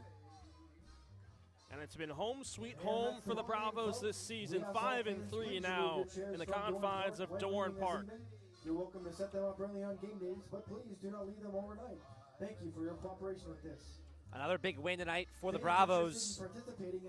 Above 500, as Matt mentioned, continuing to win baseball games, and it started with this team striking first early on in ball games. Bourne doing it again here tonight, scoring the 3rd, 4th, and 5th inning. 3 runs in the 3rd, 1 in the 4th, and then 4 in that 5th. And the defense also, we saw Jonathan Vastine at shortstop pitching coming in. So you talk about complete baseball, we sound like a broken record. Bourne's playing it right now. And I'm sure for all of you that have listened along or seen us this season, we always talk about Derek Bender post game. Well, tonight's not that nice. He didn't have the night he would have liked. Did catch a runner stealing though in the 9th inning, but You touched on Jonathan Vaston. What a night he had in the field. Also, his patience in the batter's box gauge. Harrelson had a nice night. You looked up and down that lineup, and it was everyone chipping in, even when your top guy wasn't producing. Caden Bodine was also exceptional as well. Yeah, people may look back at this win and say, okay, an 8-2 win against Chatham early on in this season, but I think it means so much more for Bourne because Bender didn't play well, and it showed this lineup and Scott Landers and these guys that, hey, even when our best guy, who was batting .600, who hit for the cycle as the player of the week, is not playing well, we can still win baseball games, and Bodine showed that. A few RBIs tonight. Vastine getting on base a ton. Bryce Eblin with an RBI as well. So Bourne showed tonight that their lineup can still do damage even without their top dog. And they got a great start on the mound from Bryce Cunningham. David Falco was exceptional. And then the Yukon boys closed it out, and Sullivan and Afton to pick up another win here tonight for the Braves. They're now 8-2 in their last 10, and they'll hit the road tomorrow to take on YD. Cam and myself will be on the call, but that'll do it for tonight's broadcast. Special thanks to our camera operators in Jeremy Gay and Hazel Hallis. For our beat reporter, Mojo Hill, if you haven't read his story on Derek Bender, be sure to do that. He puts out great content every night. Ryan Bridges is our producer. Special thanks to Ryan one more time. He'll come out and give us a fist bump probably at the end of this game. And, of course, Allie Navarette does amazing stuff down on the field. You should check out her interviews on Twitter for sure. But I'm Matt Scalzo alongside Cam Manna. We say farewell from Dorn Park, an 8-2 win for the Bravos.